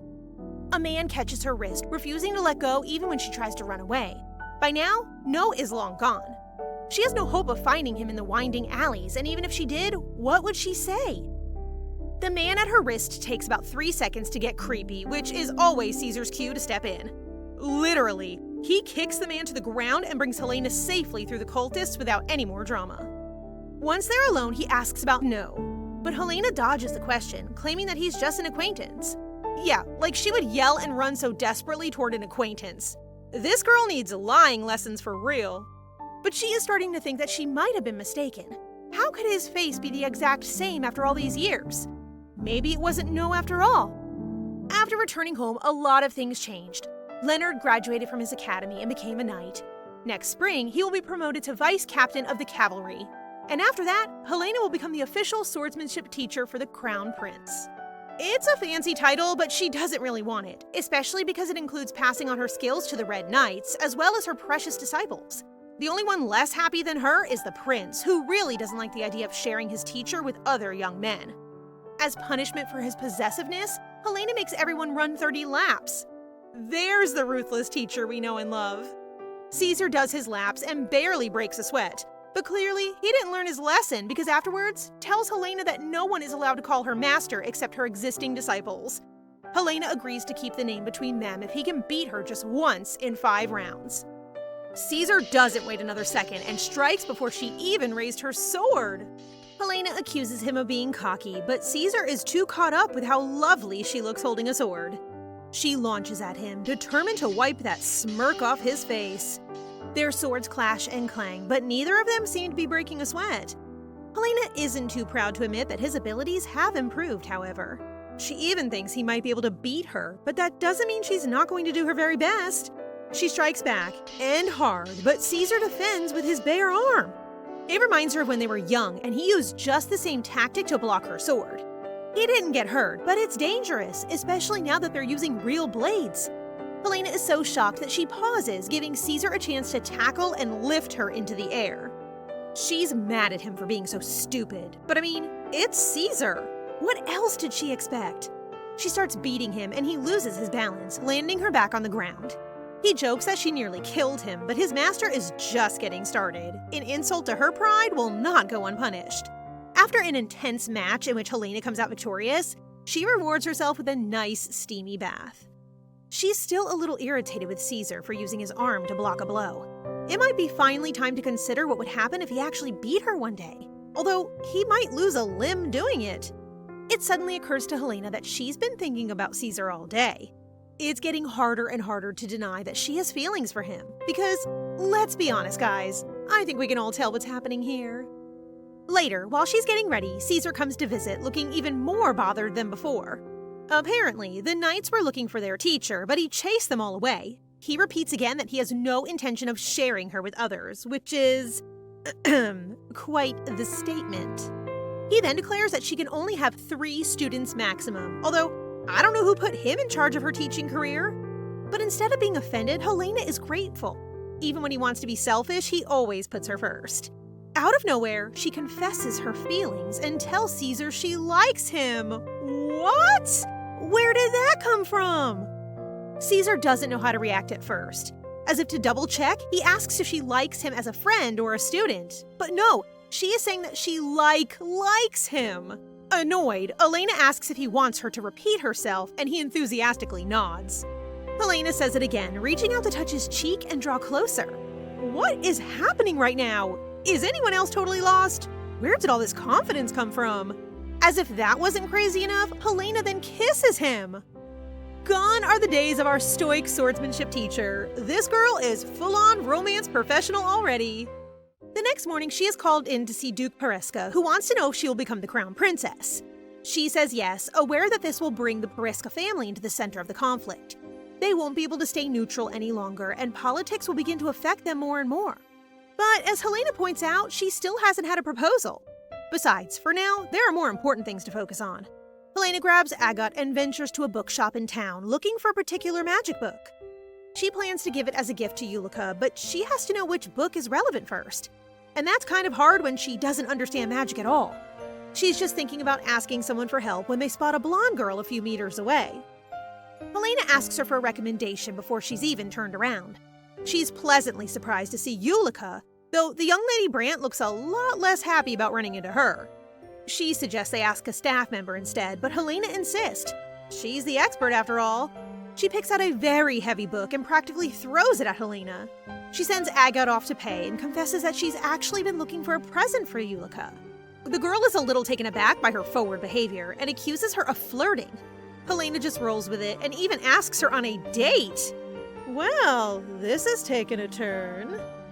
They go to a cafe where Helena prepays for all the food and gives Ulica the full girlfriend experience. It seems she's taken a leaf out of Caesar's book.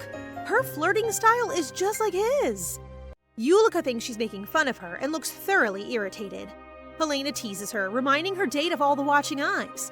Everyone knows who they are, so they have no choice but to behave themselves if they don't want to start a rumor.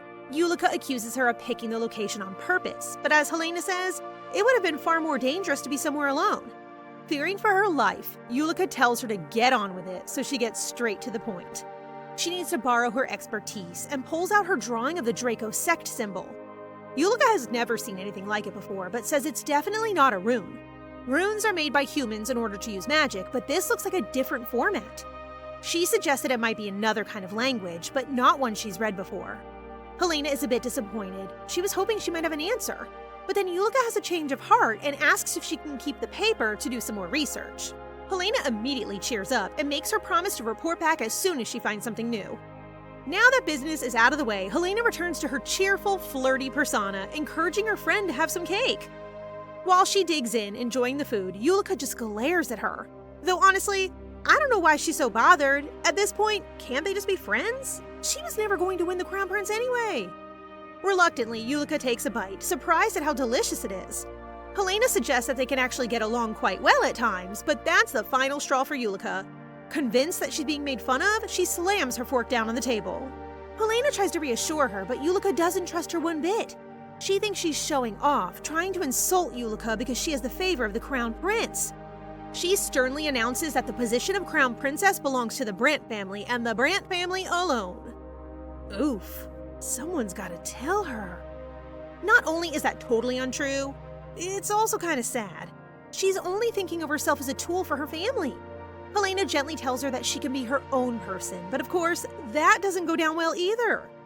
Ulica just feels like she's pitying her for wanting the title at any cost, and says she has no right to look down on her. She abruptly stands up, bidding Helena a curt goodbye and leaving at once. Damn, that's really such a shame. They could be such good friends if only Ulica would trust her a bit more. Even after several days pass, Ulica's parting words stay in her mind. She was bitter and angry because she believed that she could never have Caesar's love, and therefore Helena was looking down on her. She wonders if she was being too arrogant or even narrow-minded. She's still deep in thought when Rowena appears, interrupting her. The ball to celebrate the defeat of the magic beast is coming up, so Rowena says Helena will have to be more beautiful than any other girl, especially Lady Brandt. Ugh, why is everyone trying to pit them against each other? Helena tries to refuse, but Rowena tells her the competition is already underway. The Empress has summoned the best fashion designer and dance teacher in the entire empire, so now they have to match her efforts. This isn't a ball, it's an all-out war. Rowena assures her that while they don't have the Empire's best designer, they still have some very promising ones. And the dresses are truly stunning. The pieces assembled are all classy and elegant, as is the expensive jewelry laid out for her to pick. Helena asks Rowena to tone things down a little, and she apologizes. It's not Ulica they want to beat, but the Empress. Rowena has a special grudge against her. When she was a child, her family was purged by the Empress, who shoved them aside to get closer to the throne. You see, Rowena's family are closely related to the former Empress, Caesar's biological mother, so she is strongly motivated to get revenge. Helena is a little flustered. I mean, that's some pretty intense backstory for a side character. Rowena tries not to put too much pressure on her. She's already thankful to Helena for making Caesar so much happier and more confident. She owes him a lot, after all. He raised her up to her current position when the rest of her family were crushed in the power struggle between the former and current Empress. So if Helena is important to Caesar, then she's important to Rowena too. Helena is surprised by the sincerity in her eyes, although it's soon replaced by the hunger for revenge. She drags Helena into a changing room and throws her into a beautiful ball gown. Agate says she looks like an angel, but let's not breeze past Leonard. He also looks incredibly handsome in his little white suit. Rowena tells them to get a move on and says that Helena should be careful not to ruin her pretty outfit. The only thing she's allowed to mess up is her lipstick. A sly comment that completely goes over Helena's head. She's so innocent. The Imperial Castle is all lit up for the occasion, and already floods of guests are pouring in. Everyone compliments Helena on her appearance, but this time, she also gets praise for her bravery on the battlefield. Let's not forget, this is all to celebrate her triumph over the monsters. That's something the Empress is clearly struggling with. She's not receiving as much attention as usual, and her irritation shows. She's probably also feeling weaker because her usual groupie is absent. Despite all the dance teachers and expensive designers, Ulica Brandt is a no-show. I wonder if Helena's words finally got through to her. The other girls can't help but gossip. The word around town is that the Empress might have finally dropped her, which seems a little mean. Helena is about to set them straight when the girl of the hour appears. The mean girls run away at once, too embarrassed to face the woman they were so clearly gossiping about. Ulica thinks Helena was chatting with them and doesn't believe Helena when she says she was trying to stop them. Okay, she's being unreasonable now. Has she forgotten who was the first one to start pulling nasty tricks? What about the wine? Trying to be the bigger person, Helena starts to apologize, both for the misunderstanding and everything in the past. She gets about halfway through before she notices her dress. It's strangely similar to hers, and even has the same floral embellishment. Wait, have they come as a matching set? Oh, this is priceless. Fortunately, Caesar arrives to clear up any misunderstanding. The matching set is between him and Helena, not the girls. The lovebirds immediately start with their usual fairy tale dialogue, while poor Ulica sort of just stands there watching them. That is, until her father, Count Brandt, appears. Uh-oh, why does Ulica look like that? Is he about to say something uncomfortable? Sensing an intrusion, Caesar asks the Count to speak quickly and be on his way. He just interrupted the lovers, after all. Count Brandt is twice as sneaky as his daughter and claims he only wanted to ask how things are going with the soldiers he supplied. They have a brief discussion about politics, and then he turns to Helena. As congratulations for her brilliance on the battlefield, he had Ulica prepare something special. Which seems kind of messed up to me. Why is he making his daughter do all the work? With a backhanded compliment to his daughter, he makes Helena stand awkwardly by herself as Ulica moves towards the piano. She plays well, but it's hard to ignore all the guests who can't stop gossiping about her and comparing her to Helena, who is using this time as an opportunity to walk around the gardens, finally getting a moment of peace from all the guests. The Count was clearly trying to separate her from the prince so that he could focus on Ulica instead. She starts to wonder what would happen if Ulica became crown princess. Would she get to see the best parts of Caesar? All the innocent expressions she treasures that are shown only to Helena? His bright smile? His kisses? Could he give those to another girl? No, of course not. In fact, he's already left the performance to come and find her, even though the Count will probably be very offended. Delighted, Helena asks if she can give him a hug. He takes her in his arms at once, and Helena accuses him of ruining her. He says that he was ruined a long time ago, so she tells him they should let it all go to ruin and keep this all a secret between the two of them. It's crazy how fast she went from denying her feelings to being head over heels. We've never seen Helena so affectionate. Anyone can see that these two would do anything for each other. Their love fest is interrupted when Helena gets a summons from the Emperor, which is a little stressful. Of course, this ball gives him the perfect excuse to meet her, since he probably owes her some compliments for slaying the beasts. What his real intentions are, however, well, we'll have to wait and see. There's a lot that could go wrong, but Caesar is there to reassure her. She has nothing to worry about. Even if the Emperor hated her, it wouldn't change a thing. They can always just elope. I mean, he'd be leaving behind an entire empire and ruining all the work they've done so far, but whatever. Love is love, right? Helena introduces herself as gracefully as possible to the Emperor, who is sat beside the Empress at the head of the banquet table. He invites her to sit down and thanks her for her efforts in the provinces and for achieving something that even the imperial family could not achieve. The Empress also praises her, but of course, it comes with a twist. She says the Pereska princess is so talented that it makes her worry. She worries that the prince's judgment might be clouded by all the compliments Helena is receiving.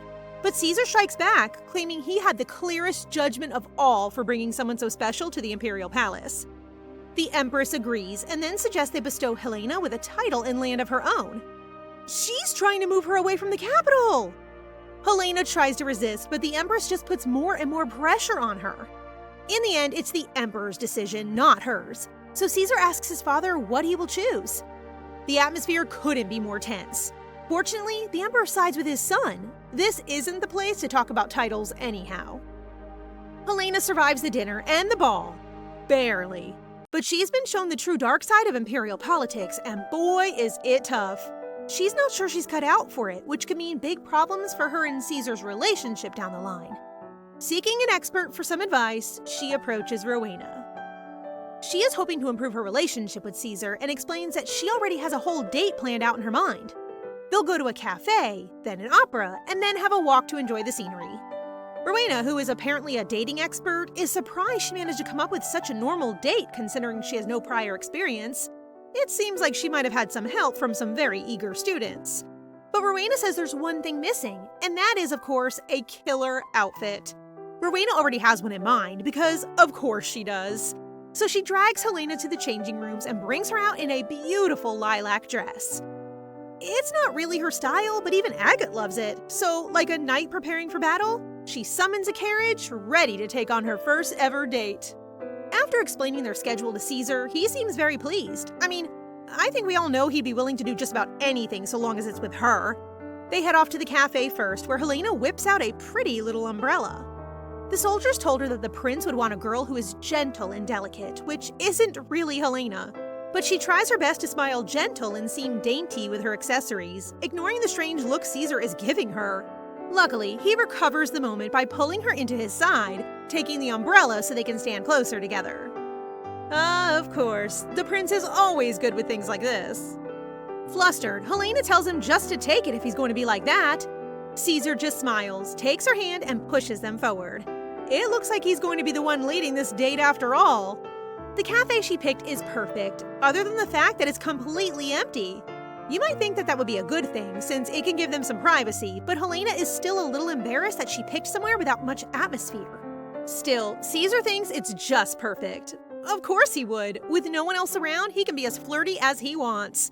Helena panics, trying to start a conversation, and resorts to the classic couple topics of family.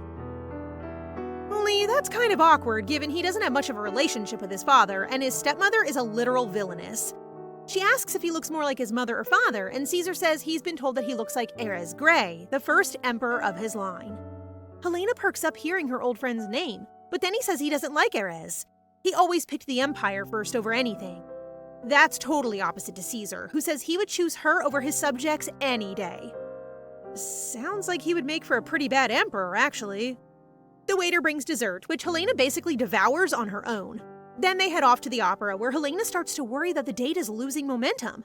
Before she can do anything to fix it, they hear someone yell for help from a nearby alleyway. Caesar grabs her for protection. The commotion is coming from a young lady who's been cornered by two men for you-know-what reason.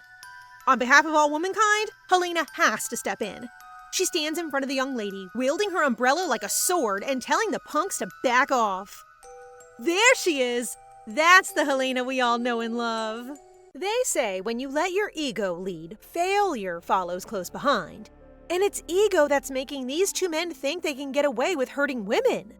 Helena stands between both men and the damsel they're terrorizing, clearly unimpressed with their ungentlemanlike behavior. Rude as ever, they shoo Helena away, practically barking at her to mind her own business. When she doesn't back down, they threaten to beat her up mercilessly. Boy, you don't even know what you're up against. Helena is unfazed. Actually, she almost looks like she's looking forward to a fight. Ever so confident, she points her parasol at them, smirking. They better not try to run away from her mid-fight, because if they do, Helena vows to track them down like a hound. Unable to stand her haughtiness, one of the men lunges straight towards her, swinging his fists with full force. But before he could land a hit, Helena dodges his attack with ease and strikes him with her parasol. Seeing his comrade being beaten to a pulp, the other man attacks Helena while she's caught off guard and manages to grab her. With Helena in his hold, he sports an upturned smile, convinced that he's got the upper hand in their combat. But his smirk is soon wiped off his face when Helena kicks him square in the nuts. As both men lie incapacitated and trembling with fear, Helena exhales a deep breath. Not out of relief, but because she feels refreshed. All that fighting just made her feel better than ever. From behind her, the woman expresses her sincerest thanks. She wonders how she can ever repay Helena for her help, but Helena only smiles. She reassures her that there's no need for such a thing. After all, it's been a while since she had so much fun. Only Helena would consider hand-to-hand combat with thugs as fun. Seeing Helena feel better, it's as if Caesar's own energy is recharged too. Although Caesar doesn't want to burst her bubble of her new vigor, he still informs her that they're late for the opera. As his words sink in, Helena's mind can only think of one thing: run. To her dismay, the opera house refuses them entry for being late. This sours Helena's mood. She was looking forward to the play since it was said to be popular among couples. Hearing this, Caesar tells her otherwise, admitting that the storyline isn't even romantic. It turns out he's seen the play before, making Helena flush with defeat and embarrassment. All that work for nothing? Making the most out of their date, Helena leads him to a place overlooking the sunset. The view stuns Helena, remarking that it's a beauty, and Caesar couldn't agree more. But as he says this, his gaze is fixated on Helena. As the sun dips lower on the horizon, Helena can't help but bow her head in shame. She admits feeling bad for ruining their date, all because she went on a side quest. From beside her, Caesar remains unbothered by her confession. To him, as long as he's with her, then there's nothing more to ask. Her presence alone is enough to keep him content. What romantic words! This guy is the greenest flag out there! Helena feels the exact same way as Caesar, but she still can't silence her doubts. All this dating thing is so new to her, and there are times when she wants to enjoy activities with him but worries if it's not to his liking. Caesar chuckles as he wraps his arm around her. He reassures her that she should do whatever she wants. After all, he's willing to do anything with and for her. Heck, he wouldn't even think twice about destroying the world if that's what she wants. His commitment and dedication to her astounds Helena, and she can't help but laugh at his last statement. Still, she wants to know what would make him happy. Unexpectedly, his answer leaves her stunned. He wants a kiss. Knowing that there are eyes everywhere, Helena knows better than to be careless with her actions. With a gentle hand, she caresses Caesar's face, pulling him closer to her. When he leans in, she opens her parasol as she closes the distance between them with a passionate kiss. A few days later, Helena runs into the Empress and Ulica. But little does she know that it would quickly become a confrontation. Straightforwardly, the Empress asks her if she's vying for the position of Crown Princess. A sensitive topic, especially with Ulica around. Truthfully, Helena admits that she hasn't received a proposal from the Crown Prince Caesar yet, and in the event that she does, it's up to her whether she accepts it or not. Her response rubs the Empress the wrong way, making her stare at Helena with a gaze sharp enough to cut everyone around them.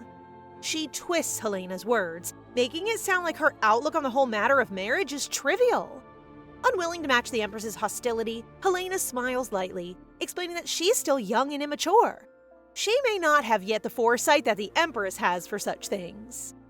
Finally, when the Empress and Ulica leave, Helena and Agot make haste to meet with Sir Dalton. However, he brings news that leaves them all in shock. Leonard has been captured.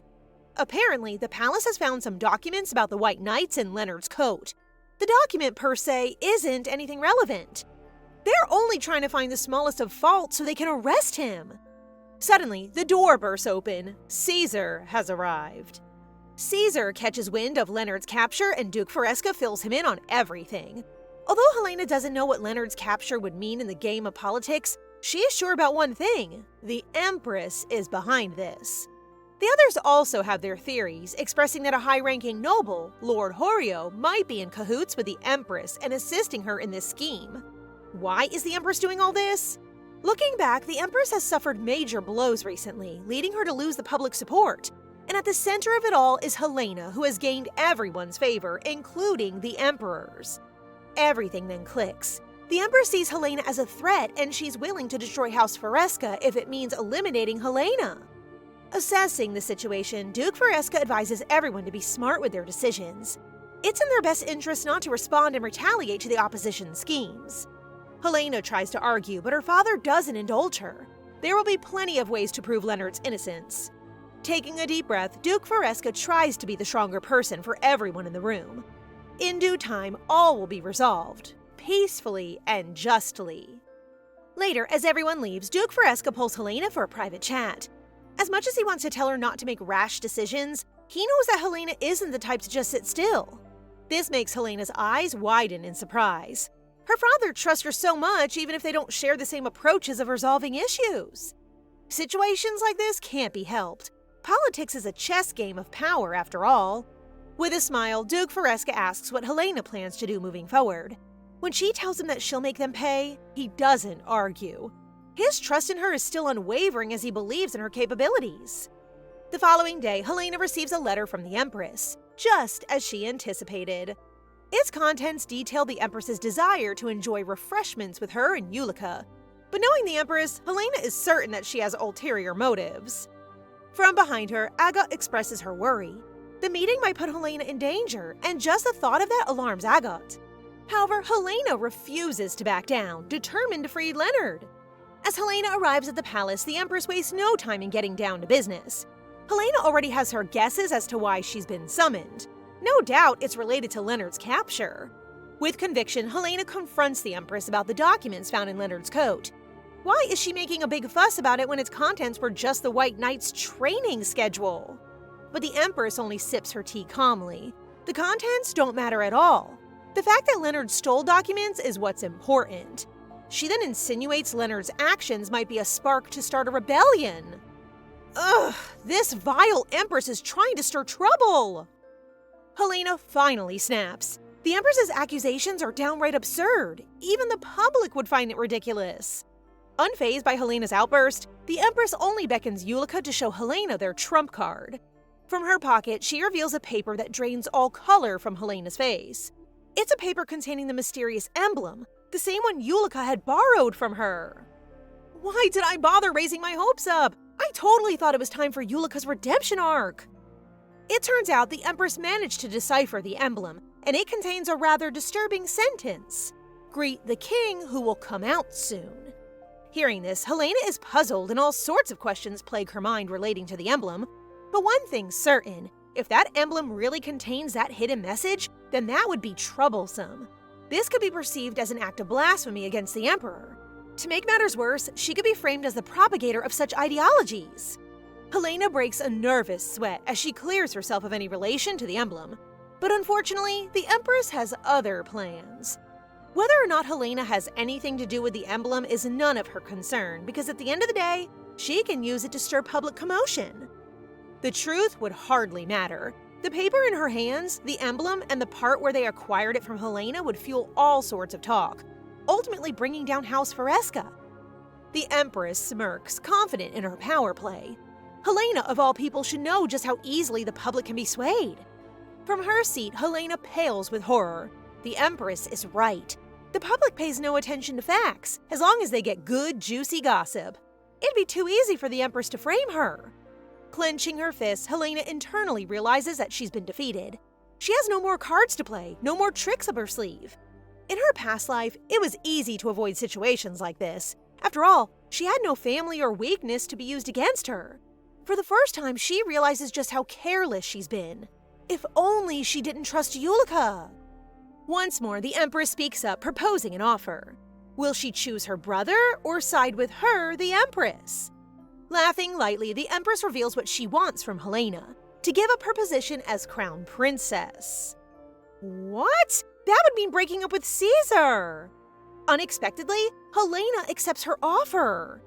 No! Isn't there another way? Perhaps one that doesn't involve breaking Caesar's heart? As Helena leaves, Ulica runs after her, much to Helena's anger. In hushed tones, Ulica apologizes for everything, but she still wants to tell Helena her findings about the emblem. Apparently, the emblem belongs to the language of demons. To demons, they only consider one being as their king, the dragon Crusech. The same dragon Helena, or rather Dante, sealed 500 years ago. If that dragon is getting reborn, you might as well cook me with its fire because I am stressed. Realizing the gravity of the situation, Helena is speechless. When she regains her composure, she goes off on Ulica, reprimanding her for tattling to the Empress instead of reporting the information back to her immediately. Voice trembling, Ulica defends the Empress. This game of politics is something the Empress has to deal with, even if it's against her better judgment. So surely Helena can't blame Ulica for acting how she did. No matter what her reasons are, Helena still believes that Ulica's actions are not justified. Piping up, Ulica admits that she didn't have a choice. In truth, Ulica has more to confess, but she doesn't have the courage to do so. She wants to tell Helena about meeting a mysterious man from the Draconian Church. She wants to admit how frightened she felt because of how grave the events were unfolding.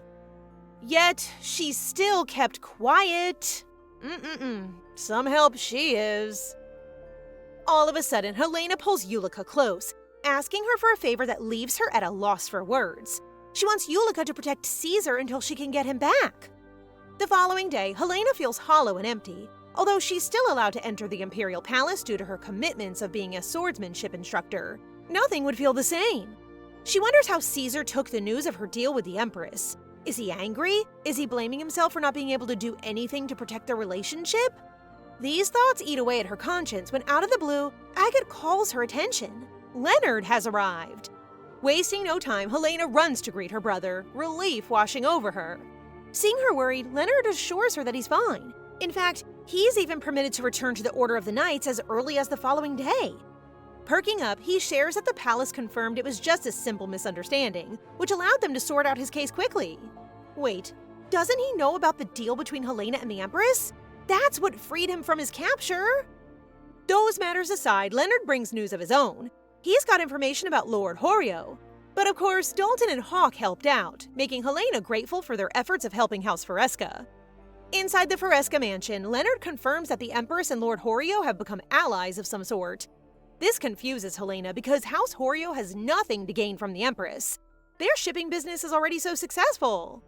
Thinking hard, they come up with a theory. The Empress probably got hold of House Horio's weakness, and she's using it as leverage against them. With that, they all decide to investigate House Horio further, determined to uncover their secrets. Time passes, and less than a month later, the Imperial Palace announces Caesar's engagement to Ulica. The engagement party would be held soon, and to her frustration, Helena receives an invitation. Wow, that's like a big slap to her face. Dear Helena, you're invited to an engagement party that could have been yours. Speaking freely, Agate expresses how it'd be better if Helena doesn't go. Unfortunately, Helena explains that it isn't as simple as it seems. Even if she does make up excuses, for sure the Empress wouldn't buy it. Clever as ever, Agate proposes making her excuses come to life. She could always work something out. In fact, she has the perfect situation needing Helena's attention, a draconian meeting that's set to take place in a few days. It turns out Miss Everett, the woman who delivers food to the mansion, was the one who relayed the information to Agate. Agate thinks she and Helena should definitely investigate. The following day, Agate and Helena set off to find Everett, hoping to gain more information about the Draconian Church from her. Upon hearing their request, Everett is caught off guard, but she doesn't send them away either. Instead, she ushers them inside her humble home, unwilling to talk about such sensitive matter outside. Inside, Helena point-blankly asks Everett if she's a member of the religion, to which she denies. She isn't a believer because, quite frankly, she's afraid of the Draconian Church. She tells them about the religion's leader, a man capable of wielding magic in the name of the dragon's power. He can teleport and levitate things in the air, but what scares her most is the rumors surrounding the religion. It is said that they make human sacrifices. This intrigues both Agate and Helena, prompting them to ask more. Although Everett hesitates at first, she eventually fills them in. Lately, in one of the villages she's been delivering food to, people have been going missing. But suddenly, a man who had gone missing appeared back in the village, though he wasn't quite the same. He was almost like a madman, yelling from the top of his lungs about a brown-haired woman who tried to eat him. Everett herself hasn't met the leader of the religion, but she tells Helena that she once saw him from afar. He's a blonde man who's always cloaked. Additionally, she also tips them with information about the next Draconian meeting that will be held in Potts Square slums during the weekend. That weekend, both Helena and Agate infiltrate the meeting in secret, but it seems like they're not the only ones. The cloaked man who accidentally bumped into Helena looks hella suspicious. As everyone gathers, the leader makes his appearance, calling everyone's attention. But when Helena sees him, she's mortified. Is that who she thinks it is? Helena is reminded of a man she met in her childhood, No. When they first met, he looked like he was in his mid-20s. Could the man before her right now be No? The leader of the religion begins preaching, telling everyone that the dragon's return would soon be upon them. Suddenly, the crowd erupts in amazement as he levitates people into the air with him, a bright golden light emanating from their figures. He tells the people that only those who pray passionately to the dragon are granted his power, prompting everyone to praise the dragon in hopes of being chosen. But Helena only snickers from under her breath. Commoners who are shown such tricks are sure to fall for this sort of propaganda. And honestly, she can't blame them. What else are they supposed to believe when they're shown magic right before their very eyes? Suddenly, the leader beckons believers to come closer, offering to introduce them to the dragon personally. This alarms Helena. There's no way that's possible. One after another, the people stampede towards the leader, eager to meet the dragon. But as the crowd gets more restless, Helena and Agate are pushed against everyone else. The situation gets worse when a man is shoved in their direction, but to Helena's surprise, it's Hamilton. The two have yet to process their shock when the crowd turns into a mob, expressing their disdain for discovering nobles among them. They try to explain themselves, but it's too late. Everyone is already charging right at them. In a panic, all three break into a run to escape. The leader is amused to see nobles gate-crashing their meeting, so he shows everyone a special treat. With a snap of his fingers, he reveals a brown-haired figure wrapped in chains, a sight that sends chills down Helena's spine. When Helena's eyes remain glued to the sight before her, Agate snaps her out of it, urging her to run faster because the situation has gotten way more dangerous. Hamilton takes the lead, leading them both to his mansion nearby. Finally, within the clear, they all breathe a sigh of relief. But Hamilton wants to know why Helena was there in the first place. She explains how she came to investigate the religion after finding out about the demonic emblem's meaning. To her surprise, Hamilton also admits that he's investigating the religion. He tells her about the increased number of demons and how believers of the religion have gone missing lately. Apparently, there are even talks of resurrecting the dragon Crusech. Almost certain, Helena tells him that that's not possible. When asked why, she says it's related to the figure the leader revealed earlier, The Emperor Dante Renatos. OMG, no wonder the sight was so bone-chilling for her. She literally had to gaze upon her body from 500 years ago. But surely that was just a replica, right? Helena explains that the unconscious figure strapped to the throne is the previous emperor of the empire, Dante Renatos. This greatly shocks Hamilton and Agate, making them wonder what connection Dante has to the dragon. If Agate remembers correctly, she recalls the believers calling the figure as the dragon's fragment. Apparently, 500 years ago, the dragon Crucich was sealed using magic, but he was sealed in Dante's own heart. They call Dante the dragon's fragment because part of his body contains the dragon. Hamilton is amused by this new knowledge, but he can't help but be curious. Could the figure at Potts Square be the real Dante? Honestly, Helena wonders the same thing, but something about the figure bothers her. The body is identical to Dante's, even down to the scar on its neck. She then realizes that the body is too clean to be a corpse, making her brush off her suspicions of the body being the real deal. That is, until Hamilton breaks the truth to her. Emperor Dante's body from 500 years ago was never buried. Instead, her successor, Erez Grey, had Dante's body embalmed and preserved in the basement of the main Crusade sanctuary. So she was really looking at her own corpse back in the slums? Okay, talk about morbid.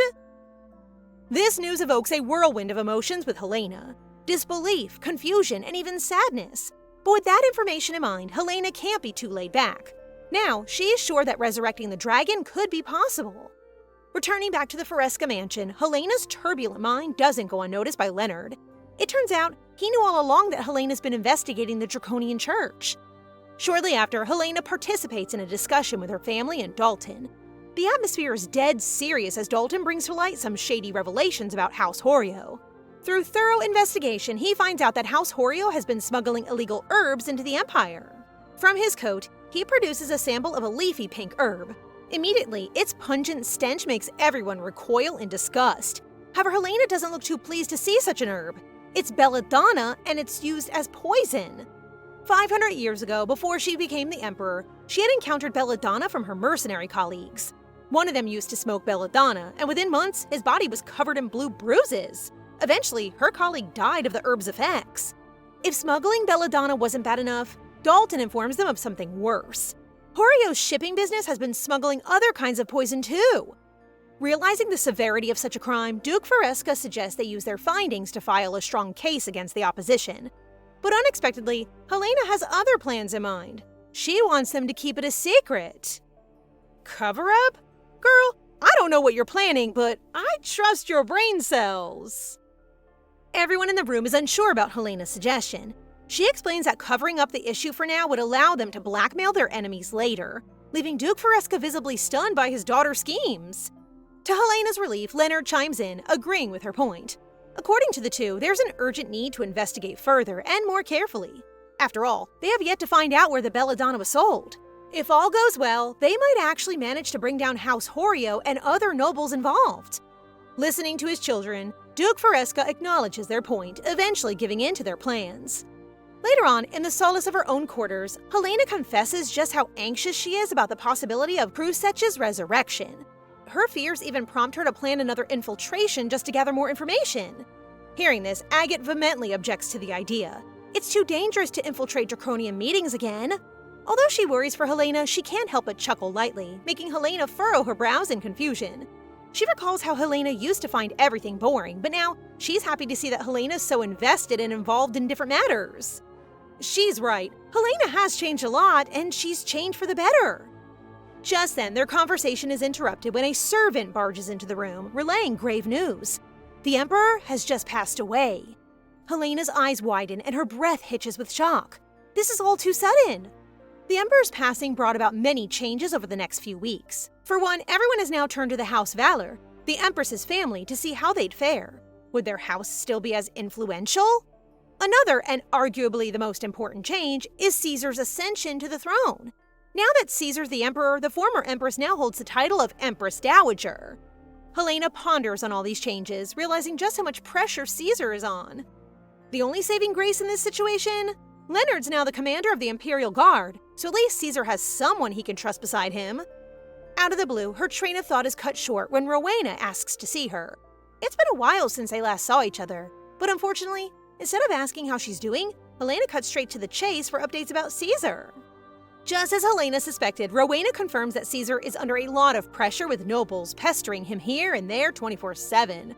In fact, she even mentions in passing that it'd be nice if Helena could drop by to check on him personally. When Rowena leaves, Helena asks Agate a favor, to get her a palace maid's uniform. Ooh, Operation Maid Helena is in motion! The fact that Agate manages to pull off her favor in no time doesn't come as a surprise to Helena. After all, she has always believed in Agate's capabilities. Dressed in a maid's outfit and with her hair dyed black, she sets off to infiltrate the palace, determined to pay Caesar a visit. With Agate's help, she successfully sneaks in without getting caught. As night falls, she's about to make a beeline straight towards Caesar's room, but it proves to be more difficult than she anticipated because Leonard and Hamilton are guarding the door. She stays hidden around the corner, plotting her next move. When she catches wind of their conversation, it's as if all air from her lungs have been knocked out. Caesar has been coughing up blood. Caesar being unwell right after the Emperor's passing? I just know this isn't some coincidence. With no time to waste, she makes her move, attempting to enter Caesar's room under the pretense of changing His Majesty's sheets. To her dismay, Leonard instantly sees through her cover. Now that she's been exposed, she doesn't bother hiding her concern for Caesar, especially after the conversation she's just heard. She confronts her brother, wondering why he never told her anything. A look of guilt flashes on Leonard's face, but he tells Helena the truth anyway. Caesar didn't want her to worry about him. More worried than before, she tells Leonard to let her in, adamant to see for herself how Caesar is doing. Unfortunately, Leonard doesn't let her. He towers over Helena, his gaze sharp and his stance firm as he orders her to go home. But stubborn as she is, she tries to reason with her brother, almost pleading to be let in. Exhaling a breath, Leonard finally gives in, but only for a few minutes, he says. Inside, Helena rushes to Caesar's side, only to find him fast asleep and burning with a fever. She presses a kiss to his hand, apologizing for leaving his side, when suddenly something catches her attention. Slightly peeking through his shirt, she finds bruises all over his body. Blue, purple, green, they're all sprawled out on his torso. Initially, she thinks he may have been hit in those areas, but she knows that isn't likely. Then could Caesar's bruises be caused by poison? Just then, Caesar's eyes flutter awake. To say that he's happy to see her is an understatement. Without hesitation, he pulls Helena to his chest, enveloping her in his arms. Finally, having her with him, he breathes a sigh of relief. In hushed tones, he asks that he stay with her, if possible, forever. When he falls back asleep, Helena reluctantly leaves, but not before wishing him well. Whatever happens, she promises to protect him. Outside, Helena immediately informs Leonard and Hamilton that Caesar is showing signs of poisoning. It's been done in small, subtle doses, which explains why it went unnoticed until now. The news shocks them both. They've been cautious with Caesar's meals, so how did this happen? Well, clearly you guys missed something. Helena shares her confusion, but insists their current priority is to determine the poison used.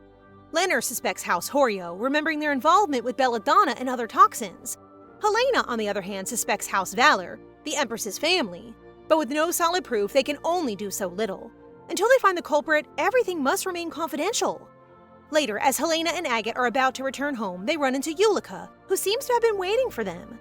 Ulica insists she has something urgent to discuss, and although Helena is reluctant, she agrees to meet her, on the condition that she chooses the time and place. Ulica accepts, and with that, Helena sets for them to meet the following day at the annex of Pereska Mansion. Once Ulica leaves, Helena immediately instructs Agate to inform Hamilton about the meeting as a safety measure. The next day, Hamilton arrives with Imperial guards, stationing them in a room nearby. Helena is meticulous with her instructions. No one is to touch the refreshments Ulica brings. But this makes Hamilton grow uneasy. If they don't check beforehand, what if Helena ends up ingesting poison? To this, Helena offers a small smile, assuring him she can detect anything unusual. But in truth, her reasons run deeper. House Valor is devious, and Helena suspects Ulica might poison herself to frame her.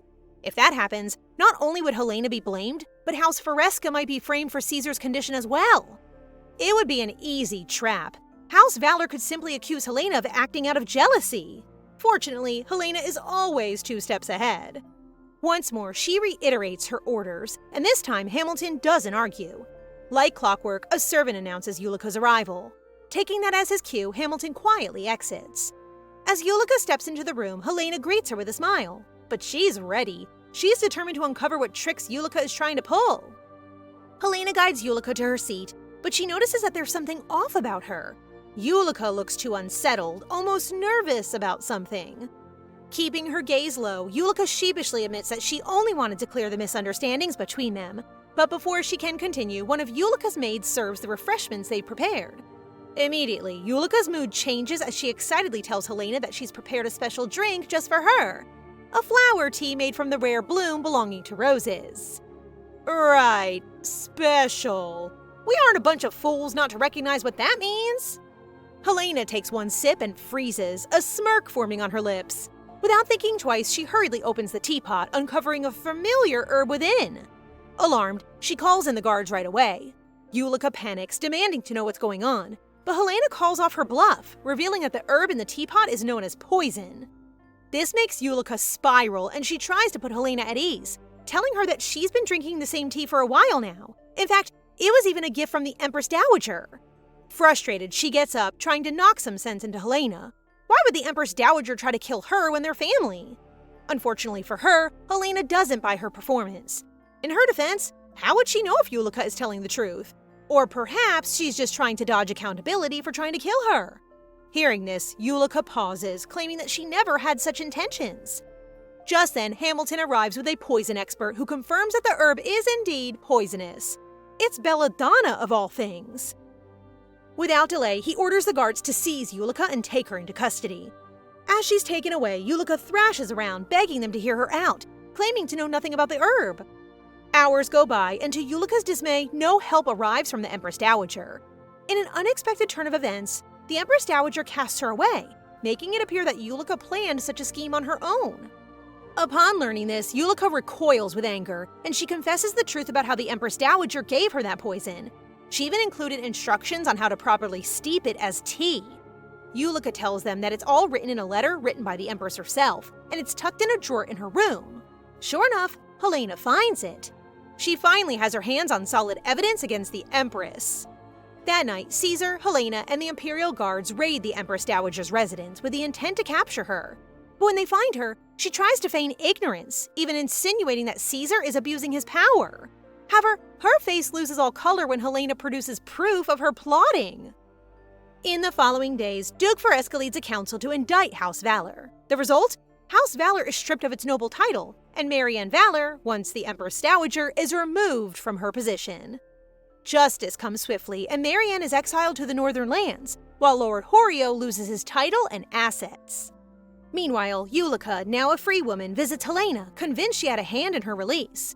Of course, Helena did help. Thanks to Ulica, they managed to capture the Empress Dowager. But unfortunately, Helena can barely do anything about House Valor disowning Ulica.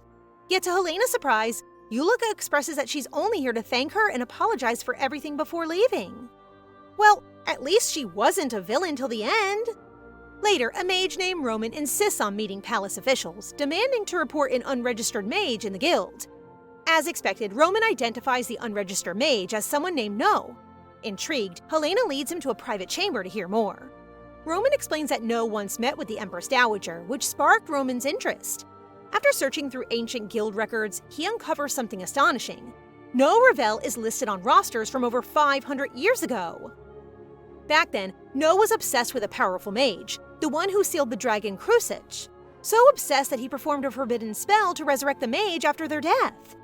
The spell was believed to have failed, resulting in No's death, but clearly the records were wrong. No is alive. Initially, Roman thought No tried to revive the mage, until he discovered the truth. No cast a spell not for resurrection, but for rebirth. Suddenly, everything clicks for Helena. Her reincarnation with full past life memories. No's emotional reaction upon seeing her. She's the product of that spell. No's spell. In the days that follow, Helena remains deep in thought. Caesar notices her distraction and voices concern. Helena laughs it off, teasing that it's unfair when he never shares his own doubts. Caesar admits what's been bothering him. He wants to marry her already. Brightening, he suggests starting engagement preparations. But Helena beats him to the punch. With a grin, she kneels and proposes first, catching Caesar off guard and sealing their future in her own bold way. Caesar flushes bright red at Helena's bold proposal, whining that he wanted to propose first. But Helena only laughs, smug about getting the upper hand. Still, his answer is an obvious yes. Girl, he's been ready to marry you for years. At last, the day of their engagement arrives. Caesar finds Helena on the palace balcony, reviewing the parade route. Unable to resist, he pulls her into a warm embrace, but their moment is interrupted when Leonard clears his throat. He informs them that everything is set. However, a solar eclipse is expected that afternoon. Caesar isn't too pleased, and Helena tries to reassure him. Can't blame him. Trouble always stirs during an eclipse. Soon, the palace grounds fill with citizens eager to witness their engagement ceremony. Helena smiles at the crowd, but her joy fades when she spots a familiar face. No! And worse, the exiled Empress Dowager Marianne is also present. Apparently, someone used black magic to break her out. No doubt it was No. The crowd then erupts into chaos when Marianne draws a dagger and claims a man's life. She drags his lifeless body into a glowing red summoning circle, and monsters begin pouring out from it. Caesar swiftly deploys the guards, just as Agate rushes in with Helena's weapons. Roman joins them too, explaining that to destroy the summoning circle, they must eliminate its caster, Marianne. Helena rips her dress, suiting up for battle, stressing Caesar out, but there's no time to object. Suddenly, a chilling screech fills the air. To the horror, a dragon descends, and riding it is Marianne herself, declaring her intent to burn everything down. Helena keeps hidden, waiting for the perfect moment. With steady hands, she sets her arrow loose, piercing Marianne through the heart. But unexpectedly, as Marianne and the dragon plummet, the dragon coils its tail around Helena, dragging her down with them. Helena awakens within her subconscious, face to face with another version of herself. The one who used to lack purpose and found everything boring. This other self tempts her to coexist together, giving up on life. But Helena isn't one to fold so easily. In her subconscious, imagination is power. Just as she visualizes a sword, it immediately materializes in her grip. Weapon in hand, she charges straight at the other version of herself. Helena drives her sword right into the other Helena's heart, ridding herself of the gloomy and crestfallen version of her. Just as she puts an end to her, Helena jolts awake back in real life. Caesar wastes no time in rushing to her side, relieved that she's finally awake. At her behest, he fills her in on the happenings. When the dragon fell, Marianne died on the spot. As for No, he died just before they were able to capture him. Apparently, his body finally succumbed to the after effects of magic being used to prolong his life for 500 years. Imagine how much that strained his body! That guy's got endurance stronger than Helena's, Caesar, and Leonard combined. With everything settled, Helena can only think of one thing left to do: redo their ruined engagement ceremony. Luckily, Caesar feels the same way she does and agrees. Steadying Helena's head with his hand, he leans in closer, closing the gap between them.